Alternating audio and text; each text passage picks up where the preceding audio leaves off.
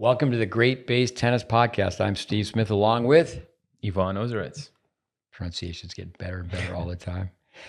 We're going to call up Dave Anderson by request. Many people like it when we call Davey up, and he's in Texas. And let me punch out some numbers. I'll throw you for a loop. He's no longer working for Club Corp. He's working for Invited. Let's ask him about that. A little bit of a trick there. Same job, different name.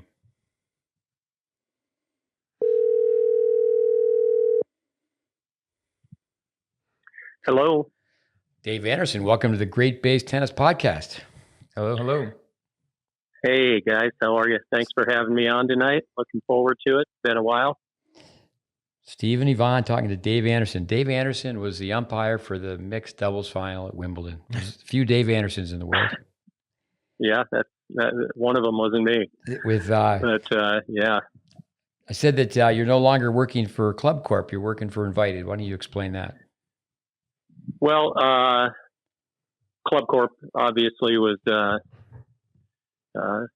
former name, and then there was a changing of the guard in terms of the CEO. Eric Affelt, a longtime friend of mine, moved on and retired, and then David Pillsbury came in and took over. I think he had been mentored actually by Eric through his life, and shortly after that, they decided to rebrand and change the name and change a few things, and Invited is what they came up with, and that stuck, and it remains to be seen whether it was a positive or a negative, but some people seem to like it, some don't, and I guess that's how most things are in life. With the CEO's last name is Pillsbury? Yeah, David Pillsbury, yeah.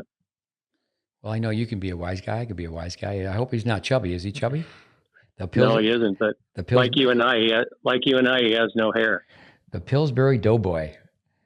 Yeah, no, he's a good man. He's done a great job leading the whole operation. We have a great kid here right now who's a Pillsbury Doughboy. He's, one of our longtime associates sent him here for Character 101. Tell us about Texas. What's going on with Texas, the weather? We're actually headed to Waco, Baylor University, end of August. Yeah, I mean, we're in regard to Waco, we're excited to have you guys, both of you, come out and be a part of that down at Baylor. And I think that it'd be a great thing for anybody that can make it out August 24th and 25th, I believe. Right. Yeah. And I think we're going to have a good group of our staff go down and sharpen their saws and be a part of it. And yeah, we're excited. But Texas is Texas. You've been here, Steve. I don't know if it's just because I'm getting older or not, but the summers seem to get hotter. And I think in Dallas, I don't know if it's just because of the population growth over the past 30 years. I've been here almost 31. But yeah, it's warm. Heat indexes tomorrow up into the, near 108, 109, 110. Plus the humidity. Yeah.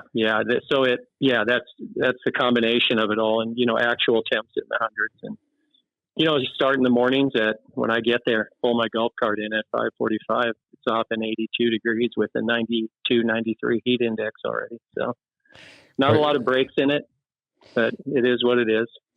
And then there's always the heat on the court, what that temperature is. I used to have one of those gadgets that you could it was like a little gun. You could aim and pull the trigger. And I used to tell kids, you only see pro players wearing all black when they're playing a night match at the US Open. You don't see them wearing black during the day. And the gadget would tell you what the temperature was of your white shirt and your black shorts. Yeah, we actually have one here at the house. We'll put it out on our patio at times, and the surface temp in that will be like 135, 140. It's just unbelievable. But speaking of character, that builds character. I like the Russian approach that physical fitness will build mental toughness. So if you can endure that, years ago, not so much now, but I remember Lendl, I mean, he would always come to Florida to train before the US Open because that first week of the US Open, generally it's very hot and humid and it's like clockwork. Not always, but I can't say it's a Swiss clock, but by the second week of the US Open, the fall weather comes in a little bit. But I remember not too long ago, I was at that match where Federer wasn't prepared, where they closed the roof and the air conditioning wasn't working. And, playing Millman? Yeah. I was at that match and, obviously very, very fit, but just the conditions, even someone, I remember spending all those years with you in Texas. And I always tell Americans when they go over to Europe to play, if they go, say, just for the middle part of the summer, I say, when you come back, you got to acclimatize. When a European kid comes to a place like Texas, and they get off the airplane, end of August, 1st of September, when school's starting, it's just like they walk into a sauna. It's rough. We just had a couple people visiting from Beijing, and they said it was pretty warm the first day. When they got there, they said they were used to pretty warm temps, but by the second day, they looked like they had never seen anything similar to the kind of heat and humidity here. But you get used to it.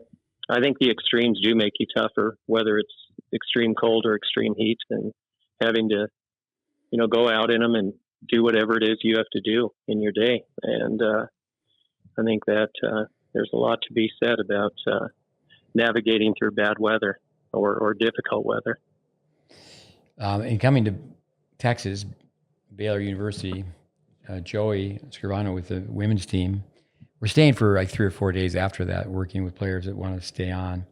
But we hope to do more of that, where we got a great place up here. We actually been in here.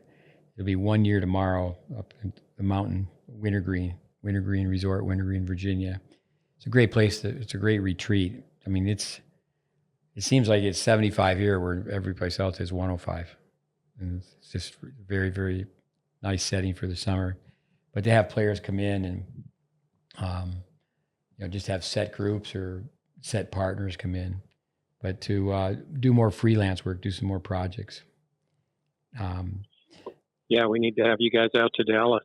There's so many people that have been a part of your education over the years, directly and indirectly, and within this metropolitan area, but also within some of the other bordering or the surrounding cities like Austin, Houston, San Antonio.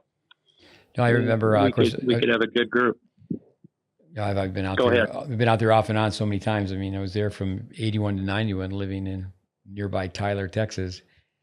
But when my son Connor was playing college tennis, Michael Center, the former coach, was nice enough to let us have a little bit of a reunion, and it was quite a few coaches showed up. There's actually coaches all over the states and even the world for that matter. But there's still quite a few coaches that we trained directly in Texas all those years ago. Yeah, I remember that day well. One of your students, I got a message today from Holt Vaughn. His son Mason won the nationals. That's great. Yeah, Mason's. The whole family's made a lot of sacrifice. You had, the beginning with Mason and his 2 little brothers in the family, and they ended up here, and he's put in a lot of hard yards over his time here, and I know he probably did before. I'm actually standing in the room that we converted into a pseudo bedroom. It's my weight room and kind of office now, but it was before as well. But we got a fancy air mattress, and while Mason's family was still in Austin, he came up here and lived in this room, and I think it was a pivotal moment in his tennis. I think he had to go through a little struggle and sacrifice and suffering by making that move and staying up here. And I'm sure there were many, many nights that he was questioning it, and it was early on, but he gutted it out. I remember vividly how he turned the corner. And since then, the guy has just continued to grow, both as a tennis player and a person. And, he won the 14s, got that hopefully gold ball itis that so many junior tennis players get. Hopefully this gets it behind Mason to where he puts 100% on his focus on playing the game for the future completely. And then, I think that's more important. And that's clay court nationals. Where was that tournament played? Dothan, Alabama. Little suburb, not even really a suburb. But they've held it there for several years and very hot and humid. Actually, last year at this event, he ended up in the emergency room in the hospital, and severe dehydration, because you know Mason as well as I do, and he'll run for every ball, and he went fairly deep in the tournament last year, but I think quarters maybe, but just ran out of gas. He's put a lot of hard work in the weight room. We have an unbelievable group of fitness trainers here, and one led by Harrison, Coach Harrison, and he and Harrison get together every day one-on-one, and he's transforming his body as much as it can be right now. Mason, like every other junior in America, needs to be much more cognizant of everything they're putting into their body, just like I was when I was young, and Mountain Dew and pizza. And but Mason's he's got to put on a little bit of beef. We had as we're recording, today's the eve. We all watched the Wimbledon men's final last day.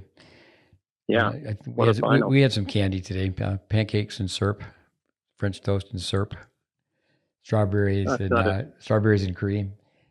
Yeah, but yeah, you got to have that on. Sorry. But he won the doubles too, right? Yeah, won the doubles actually with a young boy that came out and visited you with his father, Leif Meineke. Oh yeah, great kid. Yeah, mm-hmm. I know you spent a little bit of time with Dylan and his father, and his father's come. His father's come a few times. He came as a coach the first time. Mm-hmm. But yeah, his kid's great temperament, though, huh? Yeah, really talented little left-hander. Has a good, kind of awareness for the tennis ball already at a young age. Goes forward on everything. I mean, it was good to, I imagine it was interesting to see, tying it in with the Wimbledon doubles final, and then tying in the boys 14s clay court doubles final. And then I would be curious to know how all of the other doubles finals were at the clay court national L1s today. But Mason and Dylan, they're not. Mason's got a head height on Dylan, and those two guys just serve-volleyed every first and second serve and went into the net. And it was good to see. It was hopefully good for people to understand you can still win that way, and but you have to put the hard yards in to be able to build the skills to do it. And when they did it, the whole tournament. One thing with Dylan, it's a bonus that both parents played tennis, correct? I mean, yeah, his dad was a very good player, and he does a great job. He's at a neighboring club, T-Bar M, does a heck of a job over there. He just seems like he's one of those guys who, you only hear positive comments about no matter who you talk to. Yeah. And German, right? But yeah, German guy. Yeah. I'd be guessing, but I think his wife played at Boise State. She may have. I think she, believe it or not, she knew from living in. I think she went to the junior college, Desert College of the Desert in Palm Springs, and knew Mark Bowden, a mutual friend of ours. Oh yeah, I remember talking to her about Mark. Mm-hmm. And then I also heard that Enya Hamilton was at the same site in Alabama? No, they played in South Florida, and she did a good job. Fought hard through the tournament. Won a couple of matches that could have gone either way, but fought her way to the finals, and then lost a match in the final. And it's interesting with whether it was physical, emotional, whatever it was. that boy that lived with my family for a long time, Emmett Aker, if you remember that name, Steve. And he was a heck of a player and one of the better juniors in the world in 12s, 14s, you know, in terms of the rankings when he kind of landed. And, you know, he saw these kids making decisions. He played doubles with the younger Harrison, Christian, and, you know, they'd skip age groups, they'd do this and that. And he one day sat in front of the group and he said, have you ever been to the last day or two of a national? They weren't called L1s then. They were just national clay or hard or indoor. And he said, if you haven't been there, he said, you should try to do it. He said, because to be able to play for that extended, you know, week and focus and have the intensity state and the body and everything hold up through that period is a skill. And he said, and if you haven't built that skill, you know, if you're playing up and you've only been to the, you know, round of 16, 3-4 days and out, he said it doesn't make sense. And my gut is that with Enya, that comment he made years ago kind of applies to what happened to her. I think she kind of just, you know, unraveled probably a little bit at the end, both physically and mentally. You know, to digress, I mean, I spent a little time with Pat Harrison, you know, the Ryan Harrison, the two brothers, but Christian Harrison, yeah, that kid had such bad luck with injuries. I don't know where he is now, but you know, he would be gone with injury, come back, get injured again, come back, and he's still out there playing on the challengers. Christian is. Yeah, he's hats off to him because I mean he's just had a lot of bad luck with injuries, and it's great that he's still out there persevering. But and you lost in the finals. That's a good run, as people would say. Yeah.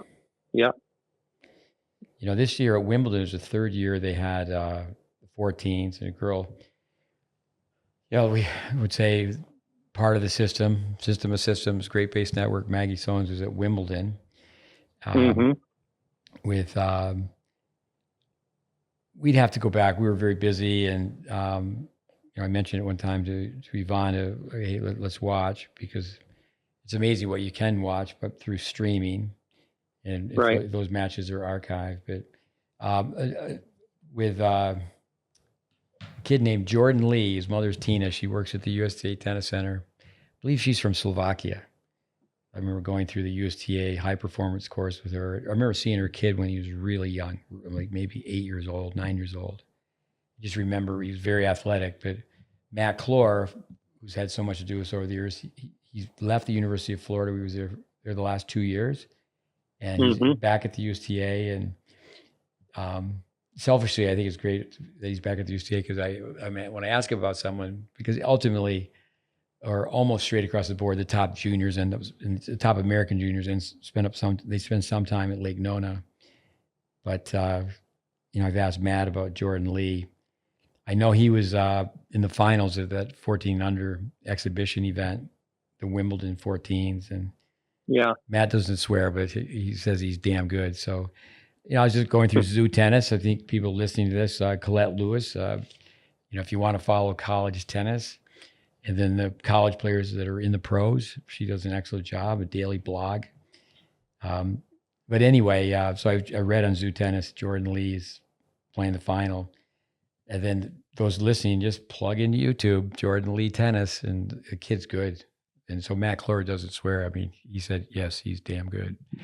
So, and as you know, if you come from our corner of the world, it's not like we're being critical, but it's very difficult to be complimentary if you just know kids have major holes in their game. It's hard to be Santa Claus, you know, and they're, you know, another thought too on 14s. It's really interesting to, you know, there's some 14-year-old boys. Mason would not be one of these 14-year-olds. I could just tell by the photo that I was sent today. He's not one of those 14-year-olds that's already shaving. You know, I've heard experts say that sure. in the 14s, there's a 5-year growth differentiation. We'll put it on Facebook, but I was just sent by a coach that we've trained. It's the 30th anniversary of Tennis Europe, and we just had a young gal here she was here with her mom. Her dad's a teaching pro, and you know, the mother said, well, if we had all the resources in the world, what would you do? And you know, they certainly asked about your place, because they've been told it'd be a very good place to go. And I said, yeah, it would be for sure. But I said, you know, your daughter really needs to go to play tennis Europe tournaments. Mm-hmm. It's amazing.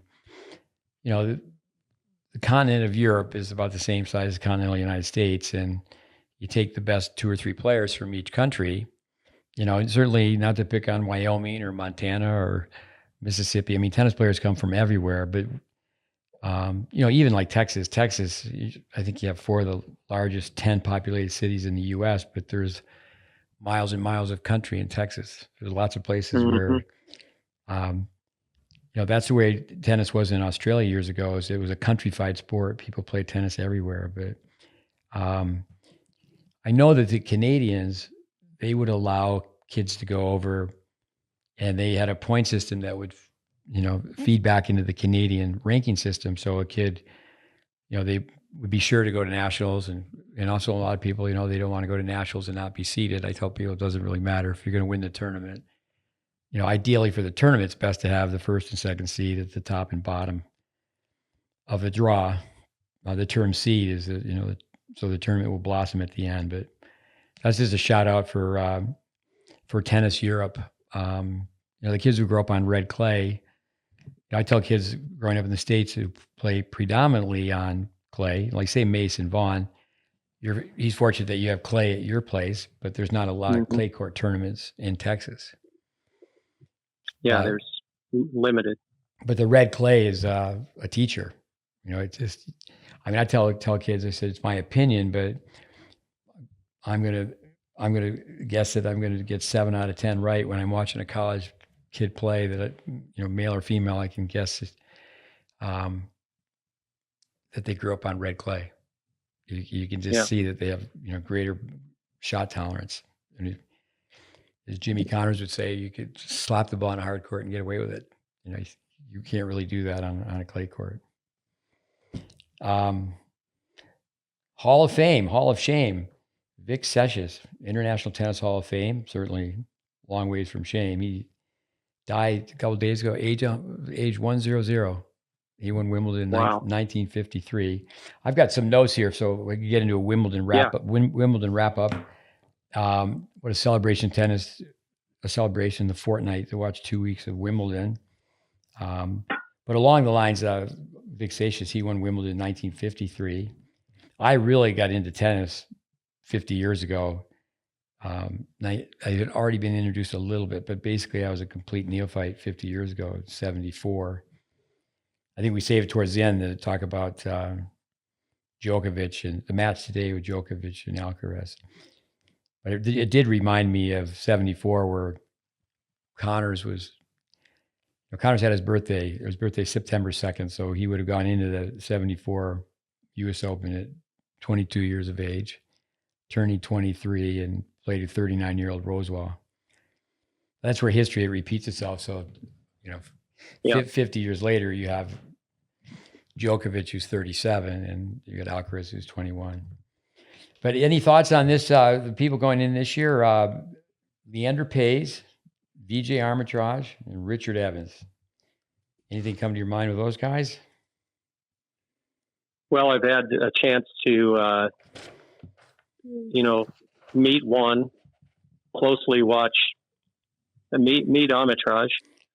I've watched Paes up close and personal, and it was just like an unbelievable experience to see him move around the net. Richard Evans, you know, just from afar and the work that he has done. And, but I think they're, you know, Armitage, class to act. I know that, you know, his family is just, he and his brother still just legends in India.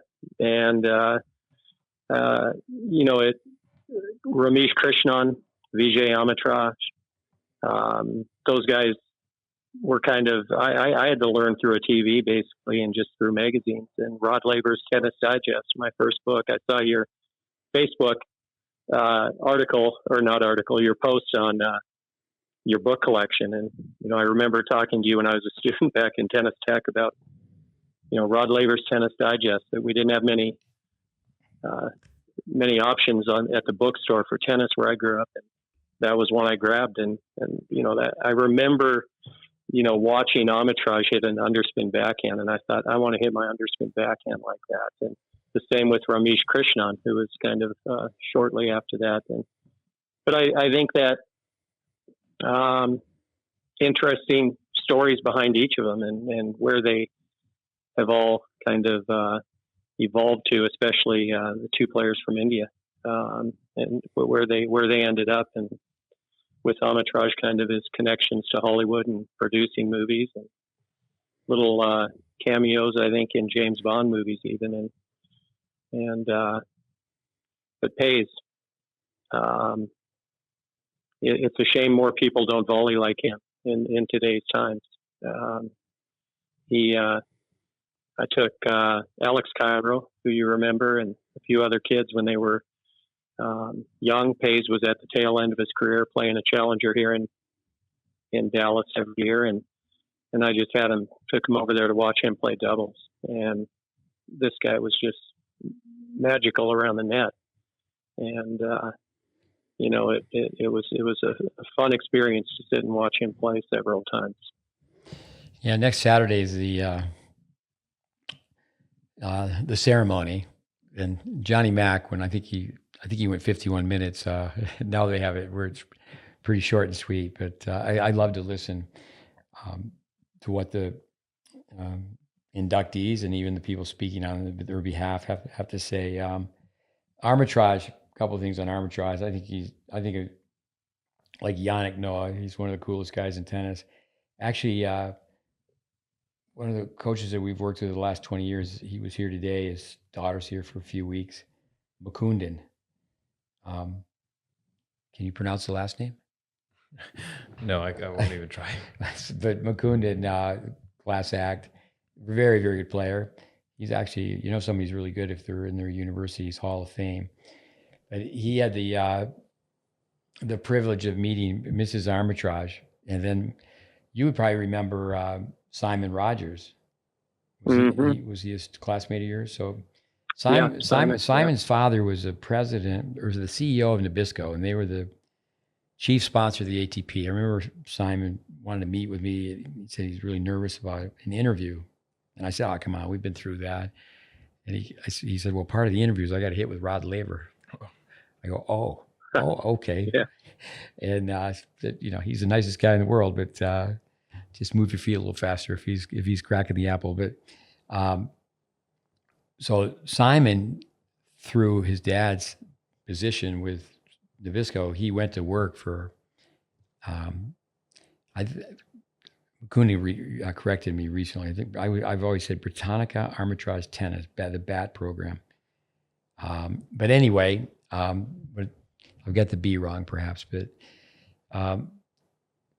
Simon, he would certainly downplay it, but he actually was one of Leander's Pay's coaches when he was really young. And then Leander, as a gift of appreciation, years and years later, took him to the Olympics.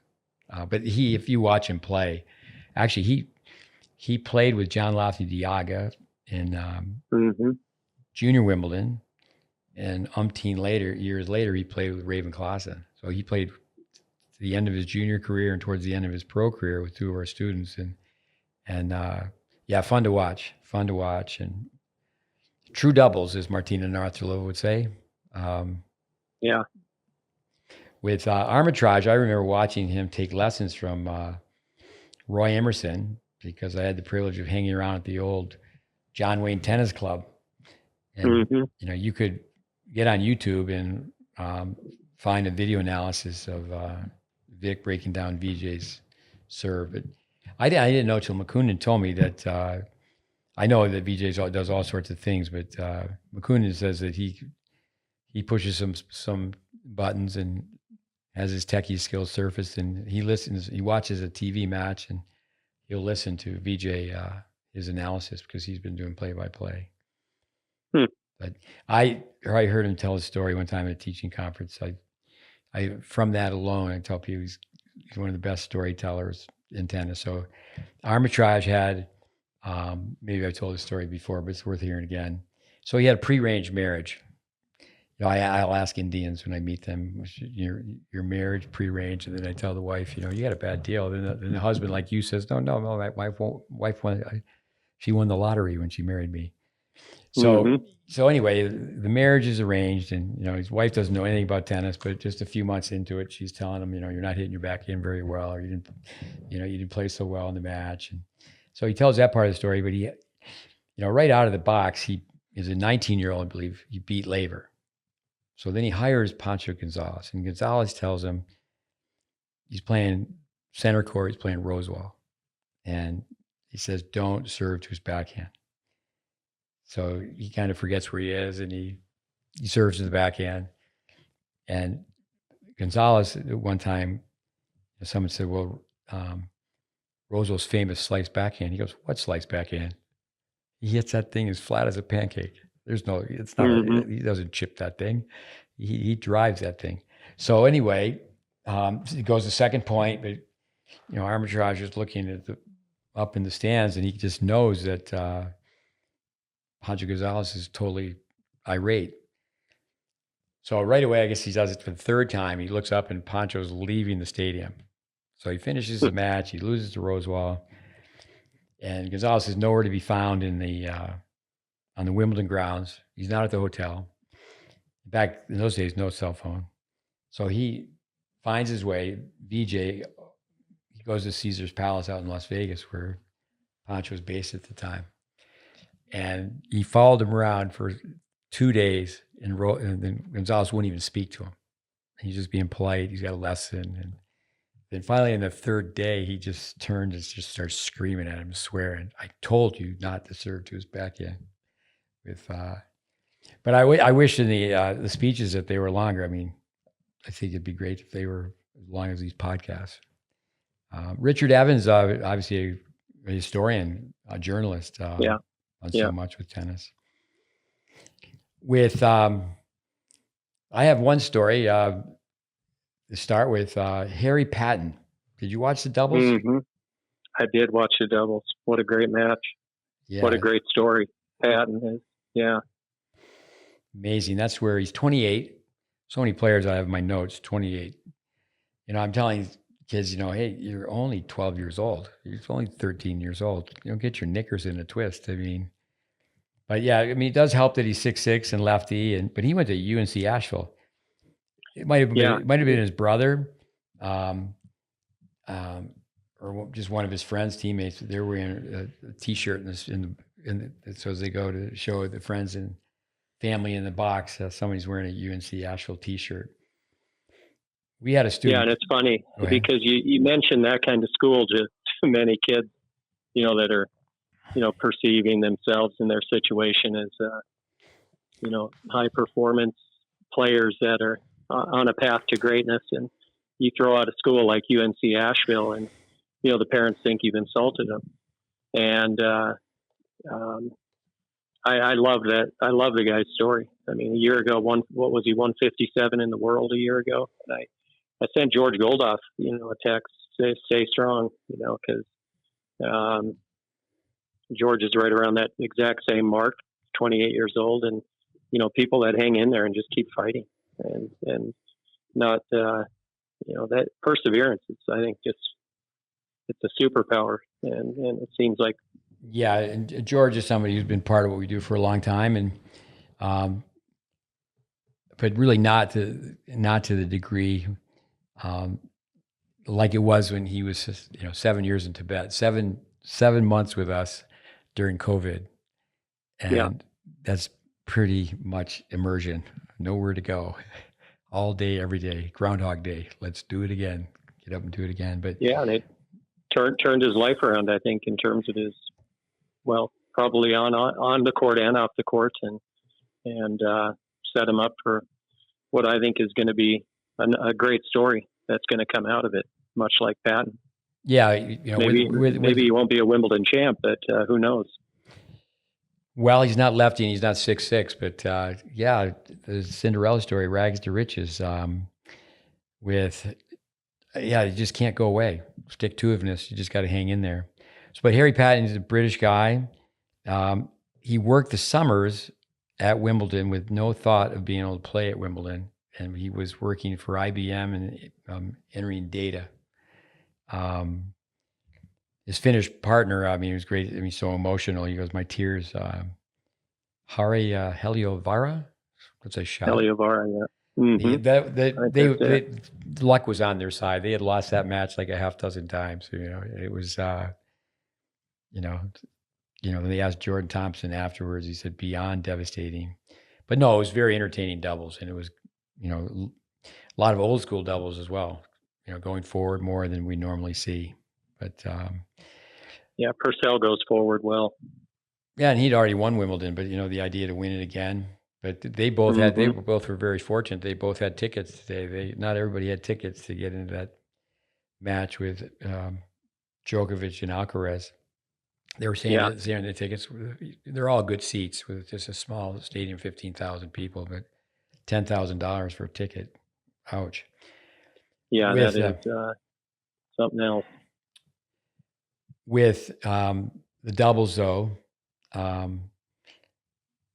you just think about someone serving volleying. The court's 36 feet wide, divided in half. We're always telling people you really only have to cover 15 feet because the racket, say it's 27 inches, but just let's say 2 feet. Your arm, same length as your arm, that's 2 feet. So you can reach 4 feet one way, 4 feet the other. But if you take a step, so now you take a step 3 feet, that's 3 and 4 is 7. So you can cover 15 feet with one step. And that's just baffling. I know that'll come up more in this conversation about Wimbledon, but to just persevere. Nicholas Thule, he's from Bermuda. I never called him by his last name. The first 3 letters are THU. It's pretty hard to yell that out. Hey, Thule. So Nicholas, over here. Big guy, 6'5", late start, bad start. I remember the comedian Mike Costa said he will never play college tennis. I said, Costa, I'll get him to play better than you. But he did play 4 years at the University of UNC Asheville, and he's a very smart guy because he went on a recruiting trip. He was working with me as a student assistant, and he happened to go to Texas A&M. And so he saw big time college tennis at Texas A&M, and I said, well, and it wasn't Steve Denton at the time. The gentleman who was at New Mexico, and then he was the GM of Lake Nona. His name will come to me in a second. Tim Cass. Tim Cass. So Tim Cass was going to give him a guaranteed spot on the team, and I said, well, I don't think you're going to play here. So he was there and saw it firsthand, saw the team practice, but he chose to go to UNC because they were between coaches, and they only had 4 guys on the team. So he went in his freshman year. He was in the singles lineup, but all 4 years he played doubles. And if people pay attention to what we do as a curriculum, a pathway, doubles is a no-brainer. It's just a no-brainer. But that's a UNC Asheville. I'm glad you said that, though, because I do think that, especially the American kid, is that, this happens at the tournament in San Diego and Kalamazoo. Kids are asked, when they're in 16s, because they have both 16s and 18s, where do you want to go to school? They, Stanford, Duke, and then they kind of, maybe run out of some schools, Texas. They just put down big brand name schools. And, but yeah, people should get online and read his bio from what he accomplished when he was at UNC Asheville. I like the idea, blossom where you're planted. And, a lot of American kids are, I said, it's the same thing with a junior who won't hit with a lesser player. I'm telling people all day long. As I walked in today to do this podcast, we've got a kid who's older from California, with a younger kid from Florida, and he just gets a short ball and he just bangs it. And I just told him, I said, why don't you just lay it in there, 60%, come in and hit a volley? They just blast it. And worse from that is then they're clinching their fists. Usually I tell the older player, it doesn't mean they're actually better. It just means they're bigger, stronger at that point in time, is that if your partner misses, it's your fault. But I'm glad you said that, because I do think that like years ago, I'm old enough. I think you're old enough too. I've got a few years on you, but the Wrangler jeans, there was no Lee jeans. There was no designer jeans back in the day. There was just, everybody wore the same type of blue jeans. Yeah. Boy, Yeah. Boy, is that Wranglers. changed. Yeah. They're still around though. That style never goes out. Lulu Sun, I should say. Yeah. What a story. You watched her at all? I did. Yeah. And, certainly a lot of the young, not young pro, but the new pro that, has joined our group here. Great lady, Dr. Tracy King. She's, worked inside of the New Zealand Federation, and obviously soon wasn't there a ton, but with her background and then her background at University of Texas, we were certainly cheering for her. It'll be interesting to see, I think, how she manages kind of what she's done. And I didn't see anything in there that, she seemed to have a lot of great intangibles from my end, but I hope she is able to take a lot away from her incredible run here and build on it and carry on. Andy Fitzell was sending me text messages, and it just didn't work out where I got to see her play. I saw highlights.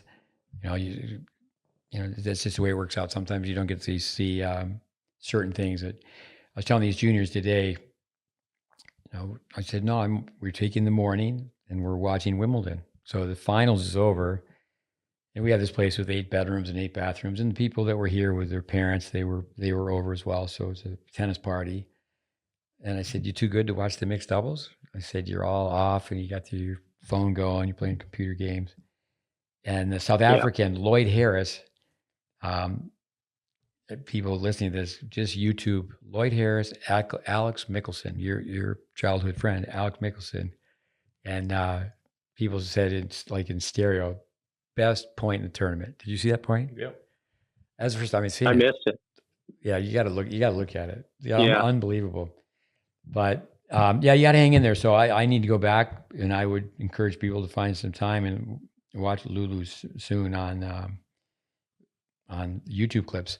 So she's a citizen in the world. Her story reminds me of Cam Norrie. In fact, we're going to get Scotty Perelman on the podcast. Some people have asked to get the Pearl back on. He's at TCU now. He's out in your neck of the woods. But Cam Norrie, born in New Zealand. Excuse me, if I get this right. Born in South Africa, raised in New Zealand, schooled in the U.S., and plays for England. I know his parents are British, but this gal, she played under a different name at first. She went back to her on her mother's side, Lulu Sun, if I understand it correctly. But her father's Croatian, mother's Chinese, but born in New Zealand, raised in Switzerland. Obviously, significant time early on. I think the first 5 years of her life, she said she lived in a town with, I think it was more sheep than people, or more cows than people. And then, she played at the University of Texas. It's interesting, she got her degree in 3 years, but she only played 1 year. So, and the article I read said, the mom really pushed academics. I go up to Chinese moms. The book, Battle Hymn of the Mother Tiger. And with a Chinese mom, math is certainly part of the equation. But I go, Mom, I know you're into math, but with you, is it piano or violin? And they just start laughing. We have this young kid here from Philadelphia. Actually, Mukundan sent him our way, and he's doing a great job. I mean, we have this other kid here, 17 years old, with his dad and mom, and I'm meeting with him, and 10-year-old walks by, and we're sitting in a nice area, nice breeze, but we can see the players walking by, and I go, Kevin, over here. I go, I'm going to ask this kid 10 quick questions. How long is a tennis court? What is the third concept of the 7 concepts? Or what's your aggressive air margin? How do you come up with your plus minus? And you just rattle them all off. You got 9 out of 10. People would be curious, I'm sure, what was the one you didn't get was 34 feet. Of course, 82.5 quickly on a diagonal. The side T is 65.9, rounded off. One's 83. 166. The difference, obviously, 17 feet. I mean, if you get a ruler out and you get a mathematician, it's not a clean 34 feet, but it's a Chris Everett thing. Ball goes 34 feet one way. That expression hit through the court. Ball's going to come 17 feet the other way. But I just told the kid, I said, hey, mom and dad, I mean, your son doesn't know this. I think that people need to be trained like a college quarterback. But going back to this Lulu Sun, she speaks English, speaks French. So obviously grew up in the French part of Switzerland, speaks Mandarin. She's studying Korean, plans on learning Japanese. But here's something that comes back to a previous podcast. Had a mom on who, for the University of Texas, ditto. She, Lulu Sun, just like Callie's mom, Nomina, Madagascar, if you went back and listened to that podcast. Yeah. Lulu Sun, she won the last match out for Texas to win the national championship. So Annie's just going, this girl's left-handed. She's coming in. She's all over the net. She's coming forward. It's like you got to watch this girl play. So I have to go back to that. In the NCAA, she was a doubles finalist. But then you dig deeper and, think of like Tommy Paul watching old film now. And I heard Roddick say he's the second best transitional player in the world. And I go, okay. But anybody who watched Tommy Paul, and I've been watching him play since he was 12, he just didn't go forward. But this girl said, growing up in Switzerland, definitely was a big time Roger fan. And you're going to learn so much by watching someone like Federer play. But she said she just would watch film of Steffi Graf and Martina Navratilova over and over again. But it's an interesting point in itself right there in that so many, I mean, you made it happen today with a group of kids you're with, and I'm in shock. I'm constantly in shock of how few kids really even have the desire to watch it. And, it would have been tough for me to grow up in this era right now because of Tennis Channel and being able to access all the tennis, you can access 24 hours a day, but between Tennis Channel, YouTube, what have you. And I just love watching the sport and being around the sport. And, Wimbledon just on right now. Every time Wimbledon's on, I get these kind of flashbacks to running up the stairs in our home, from 8, 9, 10 years old, just to put it on NBC and Bud Collins and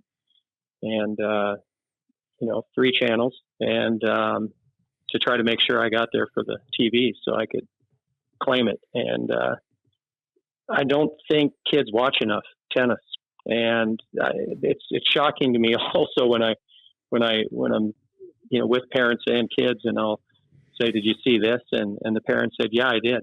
And I'm like, no, let me ask your child. And the child almost never responds that they viewed it or so they're, I think to study it as from the game standpoint, but just to learn with the eyes and the passion for the sport, they're huge. And for this girl to even have that kind of initiative and that kind of attachment to the sport, it's not surprising to see her make these kind of runs, because it isn't the norm, I believe, in this day and time. I think it's more the exception. And I wish it were the norm. I feel that's sometimes the greatest thing I can ever pass on to a player that we're working with, is if I can get them to love the sport, because a lot of residual effects come out of that, I think. We were talking about Mason Bond earlier. I think he literally loves tennis, follows it in every way, watches it, is aware of what's going on in the tennis world. It's his thing. It's like a little kid collecting baseball cards. And so it's great to hear that about Sun. I'll come back to Jasmine Paolini. You got that right, Yvonne? Yep. Yeah, Paolini, yep. I listened to her on a podcast from 5 years ago, and the functional tennis, how to get 1% better.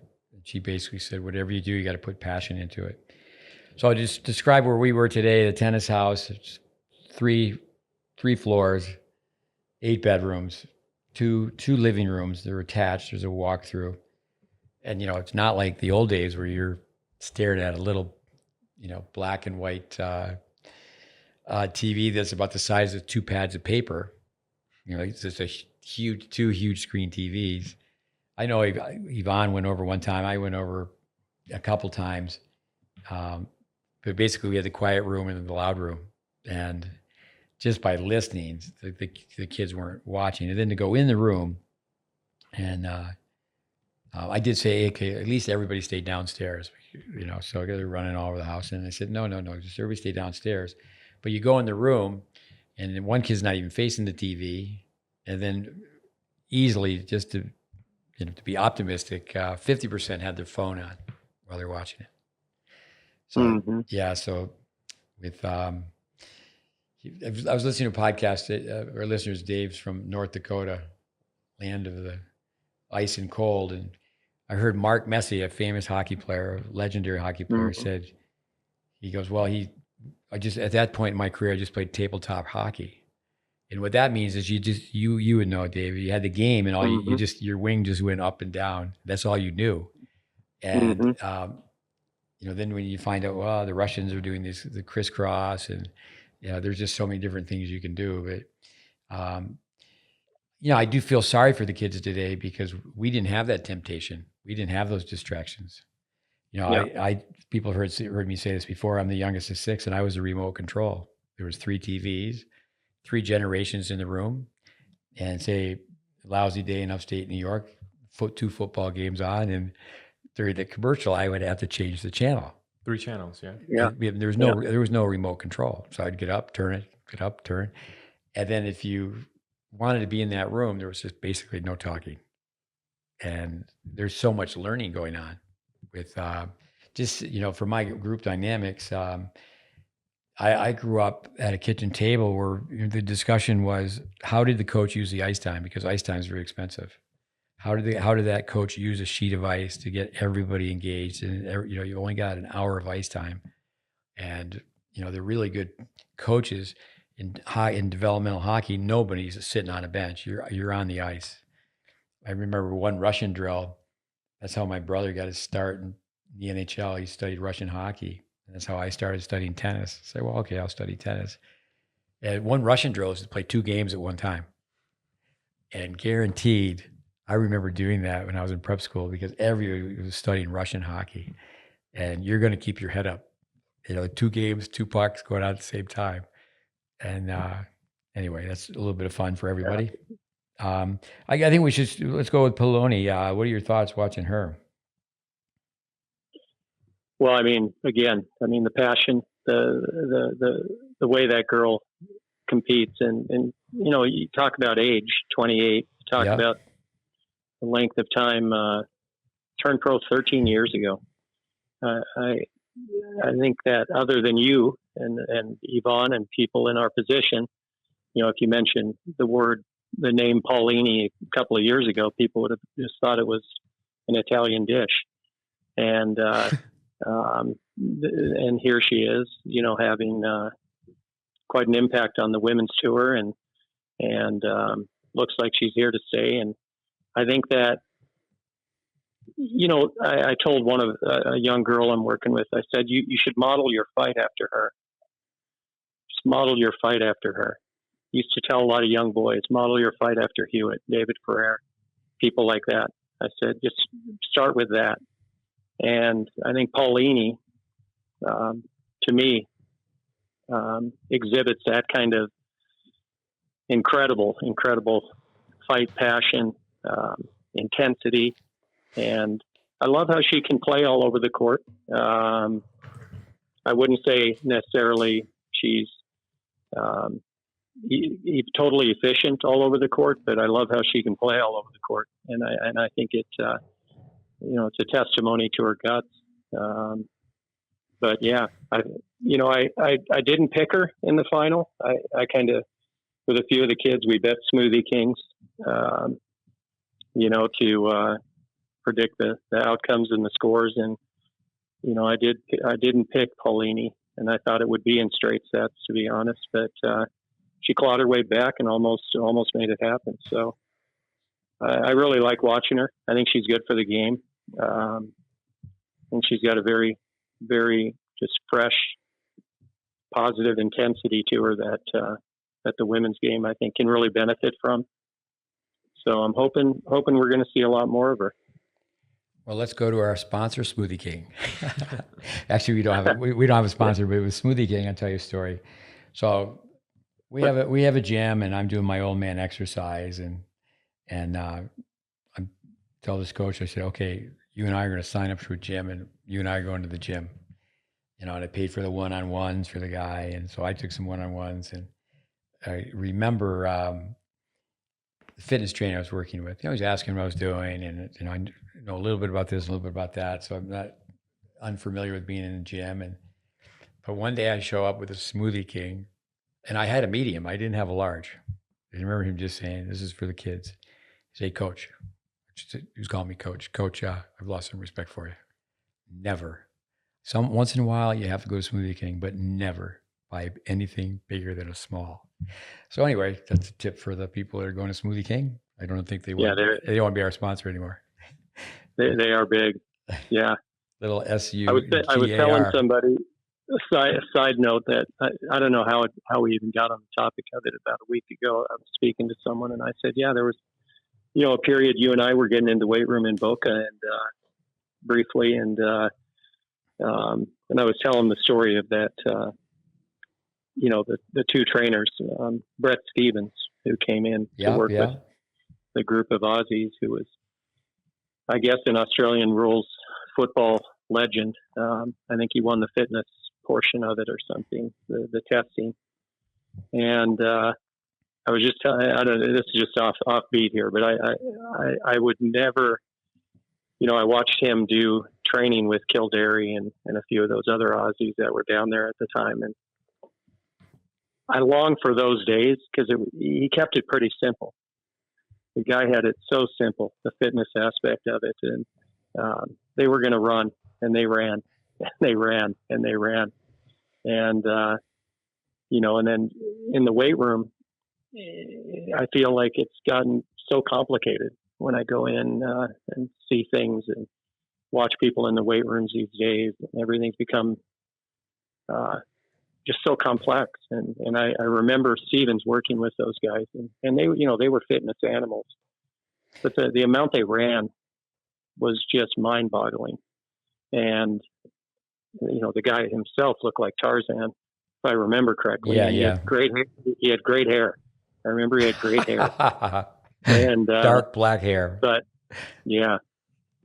But you're just being jealous, Anderson. I'm not going to lie. I was a little jealous of his hair back then. For our listeners, Anderson is as bald as an eagle. I'm as bald as an eagle, but Anderson was the one who was giving me a hard time when I was losing my hair. I got like 10 years on him. But yeah, that was the days of Wally Massour being there, and with we hired Gavin Hopper. Hopper was there, yeah. Yep, with the fitness. I remember them going off to run the mile. I know I've told so many kids, kids come and see us, and sometimes we're serving the role as a supplemental coach, and many times it's people that they're sent to us by coaches that we've trained, and they're basically sent here for the character piece.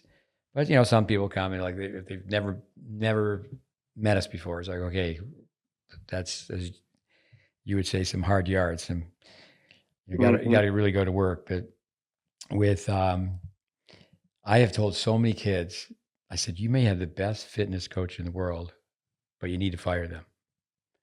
I go see a fitness trainer 3 days a week, and I mean, they can't jump over a popsicle stick, and 3 laps around the refrigerator, they got to take a nap. I mean, just not fit at all.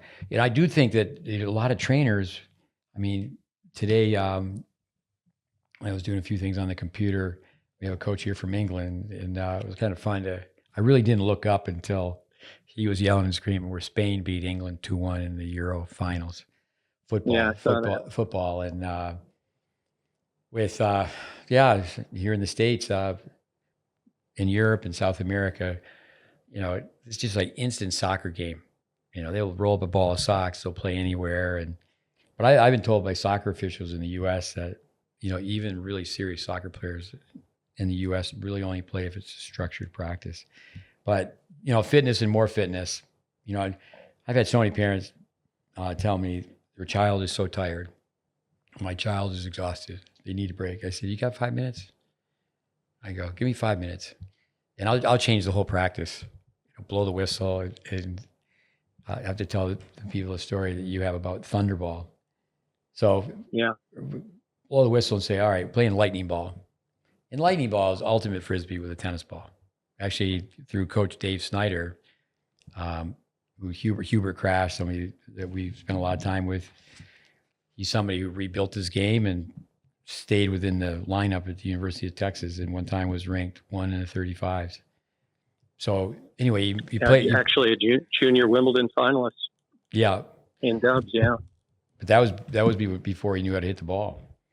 That's right. But with so anyway, instant fun. The kids like instant energy. They're just tired of, say they're, for example, they're doing some technical work, and so that's where the charisma, the snap the finger of the coach, the coach being who's going to set the mood. Okay, this is what we're doing now. But the kids, they don't need how's it go? They don't need a rest. A break is as good as a rest. But back to Paolini, I think she could, like Tiriac would say if he was in Miami, Jan Tiriac, the Romanian, I can run from here to New York. And she can run all day. She's fast. I do think our listeners, I ask kids today, have you ever heard of the movie Rudy? It's about the walk-on. Oh, yeah. Crawled and scraped his way through junior college to finally be accepted at Notre Dame. And then he gets to run through the tunnel and run on the field. But there's a segment, all you got to plug in is Rudy, RUDY, and Notre Dame football, 5'0", 100-0. And that's I did read where Paolini said, well, I wish I was taller because my serve would be better. And that's a fact. But she could do a few things differently. But I read where she was a kid, she had a choice between swimming and tennis. And I guess she went with her uncle and she chose tennis. But that's what I really like, the character piece. I like to read about the backstory. Like, how do people get to point A to point B? And she's no rookie, 28 years old. And all you have to do is look at her record. Not recently, but she's lost a few matches. But I've told some people, I said, my opinion would be she's grown up in Italy. I think she could play Division I soccer, or she could play college soccer just because of the way she runs. And, it's just like European kids can play soccer. We've had a lot of fun over the years where say we have 15 players, 5 are from Europe and 10 are from the United States. So we'll play a soccer game and I'll go, all the Europeans here, 5 of them, and the 10 go down there. I go, okay, we'll play a game. And, I know soccer is improving in the U.S., but that's just one thought. With Irani, so Paolini gets to the Wimbledon final. She got to the French final. She got to the doubles final. Did they win it? I think they lost in the finals. Lost. Irani? Yeah, that's right. They lost. Yeah. And but if people were to get online and look at Irani's serve, I mean, she could work at Pizza Hut. I mean, it's total palm up. But she could jump. She could jump through the gym. You could get on YouTube, and you could put in Irani juggling a soccer ball, and she's doing it with another pro player. And it's competitive. Like, how many times can you hit the ball up with your feet? I saw Guga do that one time during the entire interview. Coolest player ever. Cooler perhaps than Yannick Noah and Vijay Amatraj. And he told the reporter, he said, "Okay, if I try to juggle the ball through the entire interview." With a side note, digressing, Guga, one of the reasons that he was so mentally tough, actually, if people were to listen to Ricardo Acioli, who was on as a guest, who's from Brazil, and he coached Guga. Guga's brother, who passed away many years ago now, younger brother, every time Guga left the house, his brother was still in bed. He was bedridden his whole life. And it's like, you have something like that, you're not going to feel sorry for yourself. But coming back to Paolini, a Jim Lehrerism is that she's got this sense of enjoyment. Big time. 14 muscles to smile and 72 to frown. I like the fact too, the net appearances. Yeah. She's, Chris Everett was going, she's not 5'4", and I guess Chrissy's 5'6", and she stood next to her and no, she's not 5'4", but great speed, great agility. If you don't go to the net, you're not going to be agile. You're not going to be acrobatic. You better start going now.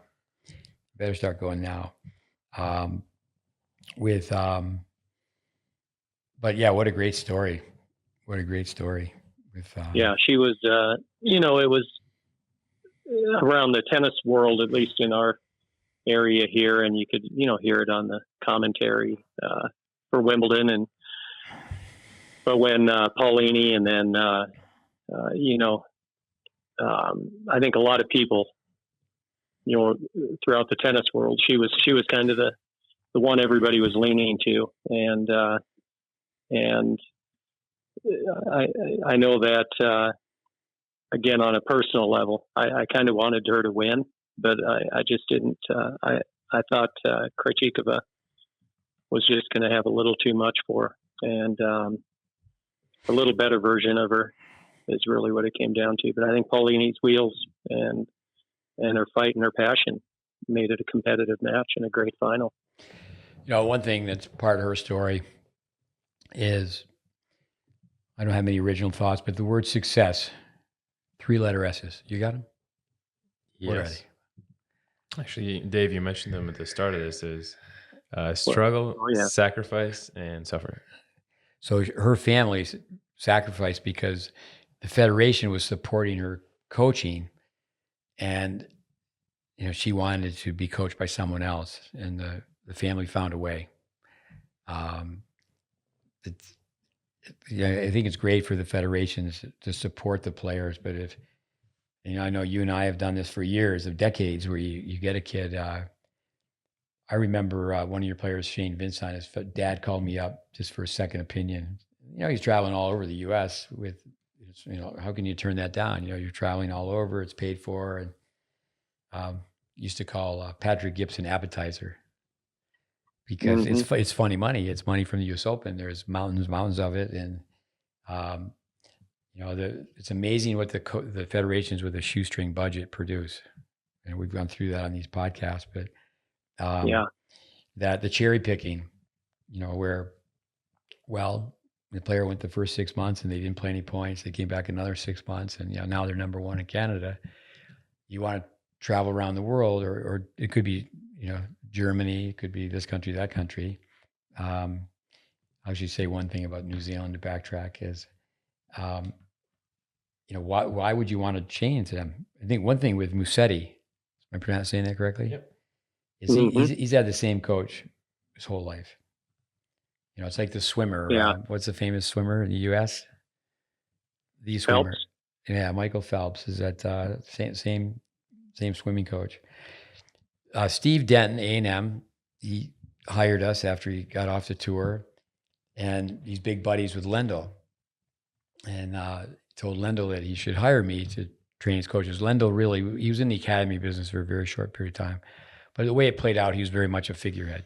He wasn't at the academy, and he hired a head coach from New Zealand, but a kid by the name of Kelly Houston Jones, who was friends with my son Connor, or is friends with my son Connor, Toronto Maple Leafs fan.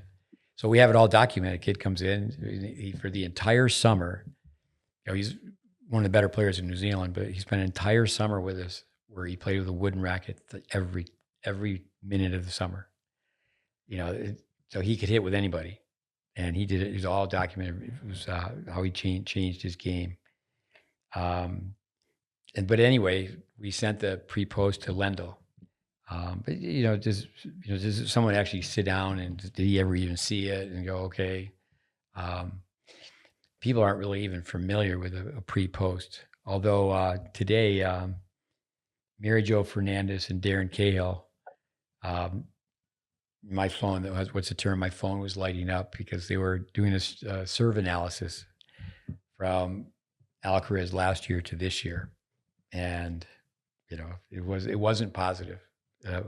I think they both have their place in tennis, but we get into that like Cahill and okay, we've changed center serve from platform to pinpoint, to step up, and but why? But why?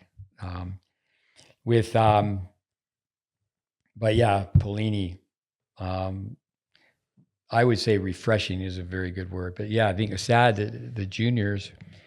Yeah, it's a celebration of tennis to watch Wimbledon, and they're out of school, and but they have too many choices. Yeah. For our listeners, when Dave and I were kids, cartoons were only on Saturday morning. And if you were playing sports on Saturday morning, you never got to see cartoons. They existed, but now your phone, you can just watch anything you want. Yeah, I mean it. I remember Ivan Lubčić talking about it on an interview. How he's working with young players over in Europe, and he said that he thinks that the biggest problem. This was just a few years back. He said he thinks the biggest problem is players just don't watch tennis anymore. He said to get a kid to watch a match is almost impossible. A set is a miracle, and they don't watch it. And just watch it. I mean, just sit and watch but it, maybe that's like you said, it's abundance that creates that. That's not my area of expertise, but supposedly the people that are doing brain research, Vic, it's been 10 years in October, Vic Braden, since he passed away, but that you can produce myelin by watching tennis, by watching athletes. Just like yourself watching arbitrage hit an underspin backhand. Billie Jean King, you got to see it to be it. How about another 28-year-old, Taylor Townsend? Did you watch any of the doubles? Yeah, I did watch it. Yeah, didn't see it in its entirety, but I saw a good chunk of it, and I was actually really happy for her. I was traveling, doing a lot more on the road coaching through the junior circuit back when she was a young girl. And so had some kids that were in that age group, got to watch her a lot coming up. And I think it's a great story, as a child. And it was only 2 years ago that she kind of shocked the tennis world, I think 2 years ago now, that she made that incredible run, serving and volleying almost exclusively in the singles. And, everybody was talking about her, but terrific athlete. Watched her in person several times. I think it's she's had the ability to play all over the court from a very young age. And it Siniakova obviously is an experienced doubles partner. I think they got paired together, kind of last minute, if I'm not mistaken. Yeah, I think Storm Hunter was injured. She got a little injured, and it opened the door. So I'm really happy for Townsend. Didn't Mark Bay work with her a little bit for a while, or was she? Well, she's from Chicago, and Mark Bay, he's the great guy. He's the Nick Bollettieri of Chicago. So I would say yes. Yeah. Now she's over in Georgia. There's two boys that chose soccer. Evan, Trish, Ian. Keep going. Mm-hmm. One more, the brother. Keep going. Anyway, they ended up choosing soccer, but they went Jacob. So the family goes to Chicago, and I told them, I said, hey, give it a month, and Mark Bay will know who you are. And he did, because, and that's the type of program Mark runs, which is great. Hats off to him, where he's bringing players together. And so I'm sure she did spend time. I know she spent time with Murray, who the coach who spent so much time with Sloane Stephens. But here's a couple of thoughts. Here's a interesting one. Get a smile out of Yvonne. Is our boy Alex Fuchs, who's was a walk-on, or not a walk-on, a red shirt at Ohio State last year. Yep. And when he's at a national tournament, you can just hear his serve. It's just at a national U.S. tournament. It's not like it's international by any means. And it's like, boom, this guy has to serve. But anyway, he has a win over her in practice. So shout out to Alex Fuchs. But yeah, she was the number one junior in the world. She was in the junior Wimbledon final. A lot of people forget that. I think that, people would laugh at me that she's right up there for who has the best tactics in all of women's tennis as far as singles is concerned. People will hang up and shout and scream is that Navratilova says, well, her backhand was shaky. I mean, okay, Martine, that's what you say. I think your forehand was a little shakier than your backhand, but because you could do so much with the backhand. But to me, a complete player, singles, doubles, any surface. I mean, wow. Certainly when people play each other, or okay, how did she do with Selish? How did she do with Graf? What did she do with Everett?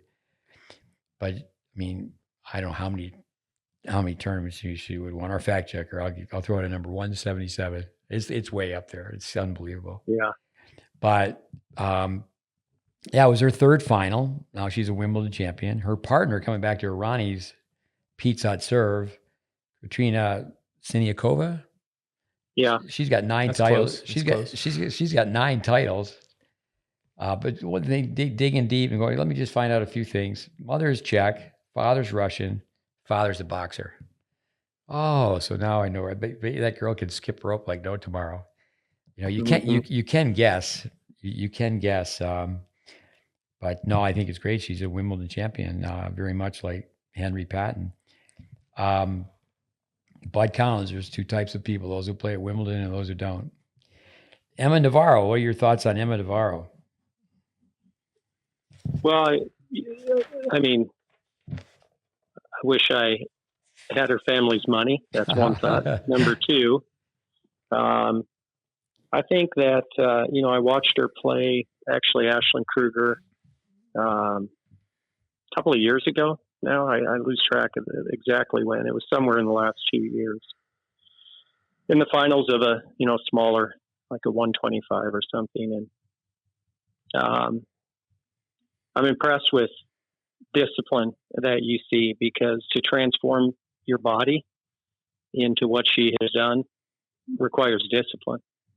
And, she exhibits that, I think, even in the way that she plays. And I think that, I lost a smoothie in that one because I actually picked her over Paolini, but I didn't take into account how Paolini was, enjoying the battle in the moment quite as much as she did, and she just kept it going all the way through the final. I think Navarro probably got ahead of herself at Wimbledon. It's hard not to. I think she had a legitimate chance to actually win the tournament, in my opinion. And looked like she was headed in that way.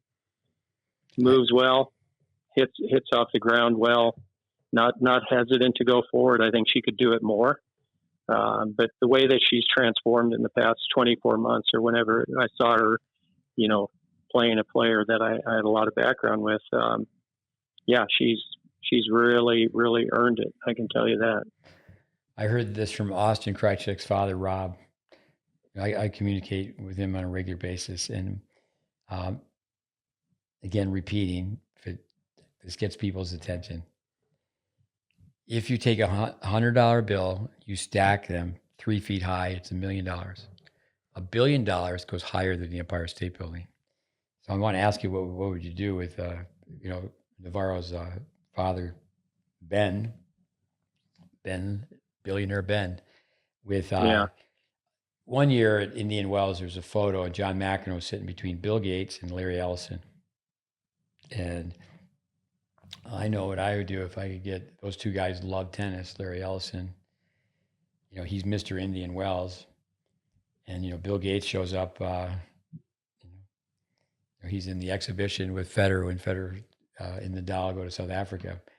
But what would you do with $1 billion? Buy a hairpiece? Well, I would. Hair transplant would be about number 4.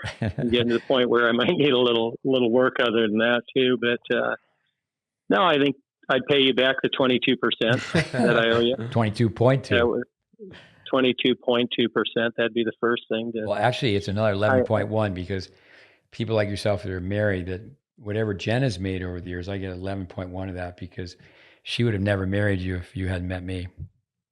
That's how that goes. Yeah. Actually, I got to credit Sammy Garcia for that. You know, he was the catalyst behind me ending up with Jenna 36 years later, almost 37. Yeah. But no, I mean, I would give back. Go ahead. What? No, so it's amazing what could be done with the tennis, like those backboards that we have. You know, if just, you know, kids in, you know, underprivileged kids, underserviced kids could have those backboards. Tennis education, just, you know, just cut through the crap and let's have people be able to teach the ready position, a unit turn, and let's have people judged on how you teach a group of beginners. You know, I've always said I'd like to. I'd probably start a whole rival organization. I mean, if I had that much money, and you know, obviously you'd be the first person I'd call to see whatever you need for it, and then to just I could use a hairpiece too. Yeah, I think we're too far gone at this stage. It doesn't even matter. You know, but it would be forming a kind of a rival organization that would be able to offer tournaments, developmental tournaments, things that made a lot more sense. You know, things like we spoke about here in previous podcasts about you know, having 12 and under tournaments where, and throughout juniors where, you know, if kids aren't serving and going forward in doubles, you know, the umpire, one per court, you know, we could fund it that way. And, you know, they would call a point penalty, and just setting the whole system up differently across the country, and slowly but surely, build a developmental system, a true developmental system from the coaching on. George Goldoff reached out to me, you know, won his last challenger 2 weeks ago, got back up on his feet, talk about perseverance. You know, he lost a lot of third set tiebreakers in early rounds, and then he wins last week or 2 weeks ago. And then one game into the next week in Romania, partner got injured and he had to withdraw. So, and he was just telling me, he's been doing some research on accreditation for coaching, you know, as he's traveled to the different countries and exploring it, and whether true or not. But what he told me is Gilles Simon, who's sitting in the players' boxes now, had to go through course loads for months, 6 months, I think it was, just to get to a point where he was allowed to travel as a player, or a player's coach out on the tour representing the federation. So yeah, initiative like the GreatBase,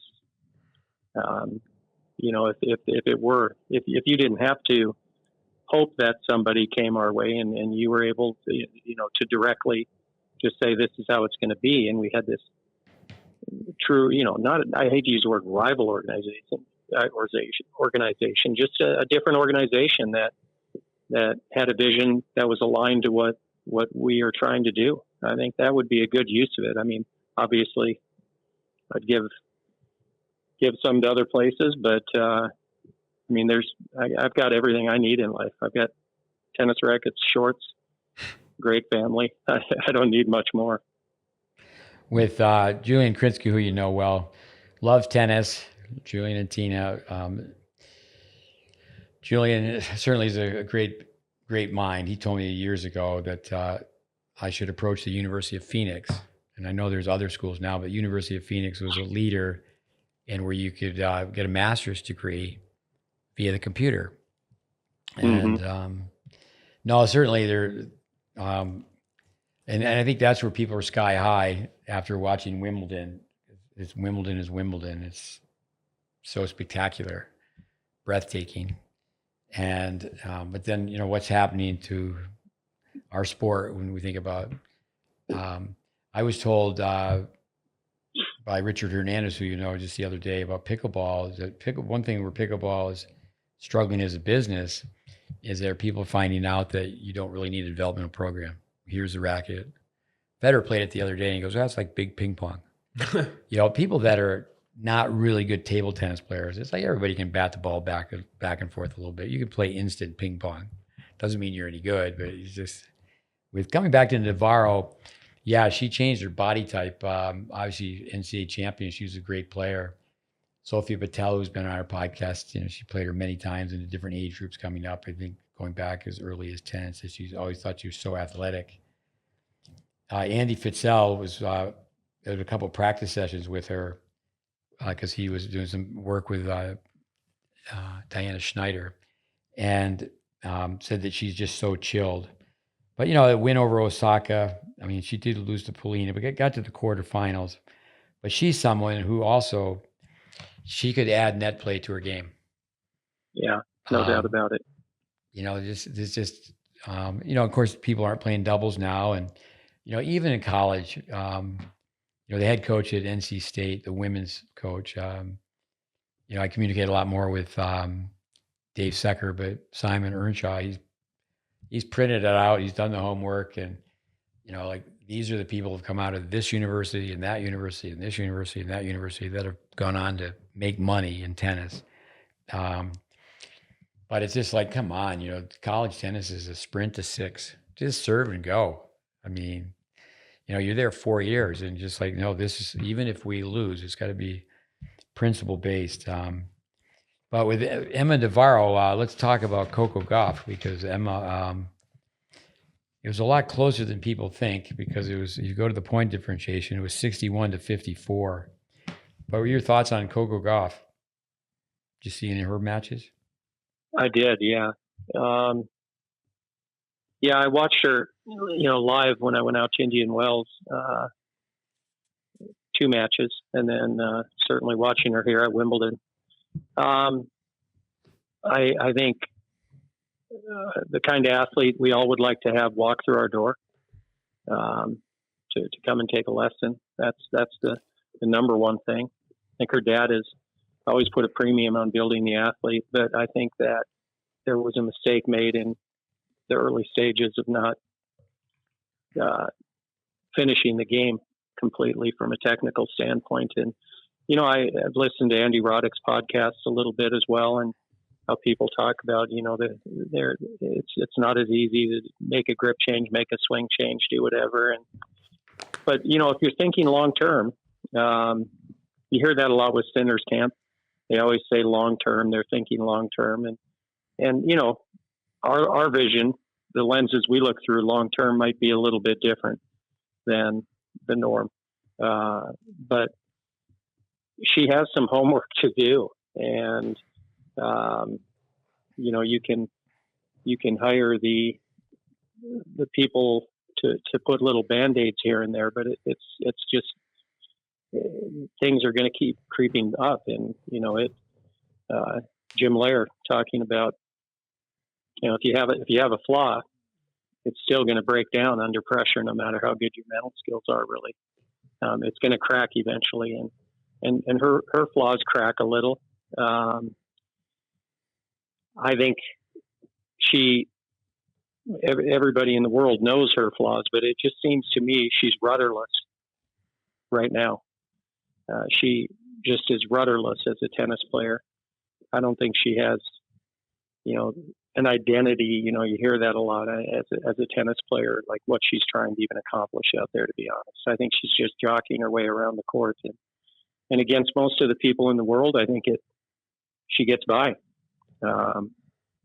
But when things aren't going well, they go south, and they go south hard and quick. With story of circumstance, so we had these immersion days. We're basically going 4 hours in the morning, take a 3-hour break, go another 4 hours. We're telling the kids, drink a lot of water, obviously food intake, and take a power nap. So courtside on the indoor courts, we have another huge TV. We pull up the stools, and I said, okay, let me just teach you how to make a cluster chart. It's like a candy bar has a cluster of peanuts. So in this situation, it was just FHAG, forehand ground stroke, FHGR, like red zone, back of the court. And it was certainly at the worst point in the match for Coco Gauff. And then I said, well, let's do this where for Navarro, we won't circle the cluster, but then we'll circle the ones that are Coco Gauff. So then I said, well, let's just do this. Let's just put, take another piece of paper, draw a tennis court, and let's start again and just make FHAG, FHAGR. There's 5 times where she has to have a circular swing on her forehand. Return serve, ground stroke, approach shot, swing volley. And then on the other side of an approach shot, she's got to play a passing shot. And then you say, well, then it ties in with a topspin lob. But it was a big pile of peanuts. I mean, it was peanut after peanut, the candy bar. It was a cluster of unforced errors. And then the next day, of course, my phone lights up with people sending me comments. And then when the people were talking about it, the next day she had to bounce back and play against or play doubles with Pegula. I'm sure they're getting ready for the Olympics. Talk about, you mentioned the end of a tournament. Now, Victor Lilov was kind of a folk hero for people who study our content. He just another story of circumstances. Just was the timing where we started doing more and more coursework. So he's the same age as Coco Gauff. So there's many times where I was at the end of a tournament and with Victor Lilov and Coco Gauff's playing. I think one thing they did really smart one year, she was playing the Eddie Herr 18s. And like a month later, 3 weeks later, she's playing the Orange Bowl and she's playing the 12s. I think that is so smart. Playing up some, playing down. She won the 12s. But I can remember watching her play with, Matt Clore, who's actually practiced with her all years later. But the forehand, it's like who's in her corner. And I think Gilbert's great, but Gilbert is not a technician. I was told by the late Bobby Curtis that, when Gilbert had a falling out with Erotics after Andy, as Andy said on his podcast, they made up, they reconnected. But the story I heard from Bobby, who was a family friend with Erotics, and there used to be vans, throughout, just a few vans helping out young kids. The Bobby Curtis Tennis Foundation was funded by the Erotics at one point. That Gilbert wanted $1 million a year. I think the late Mr. Roddick, I think it's Jerry.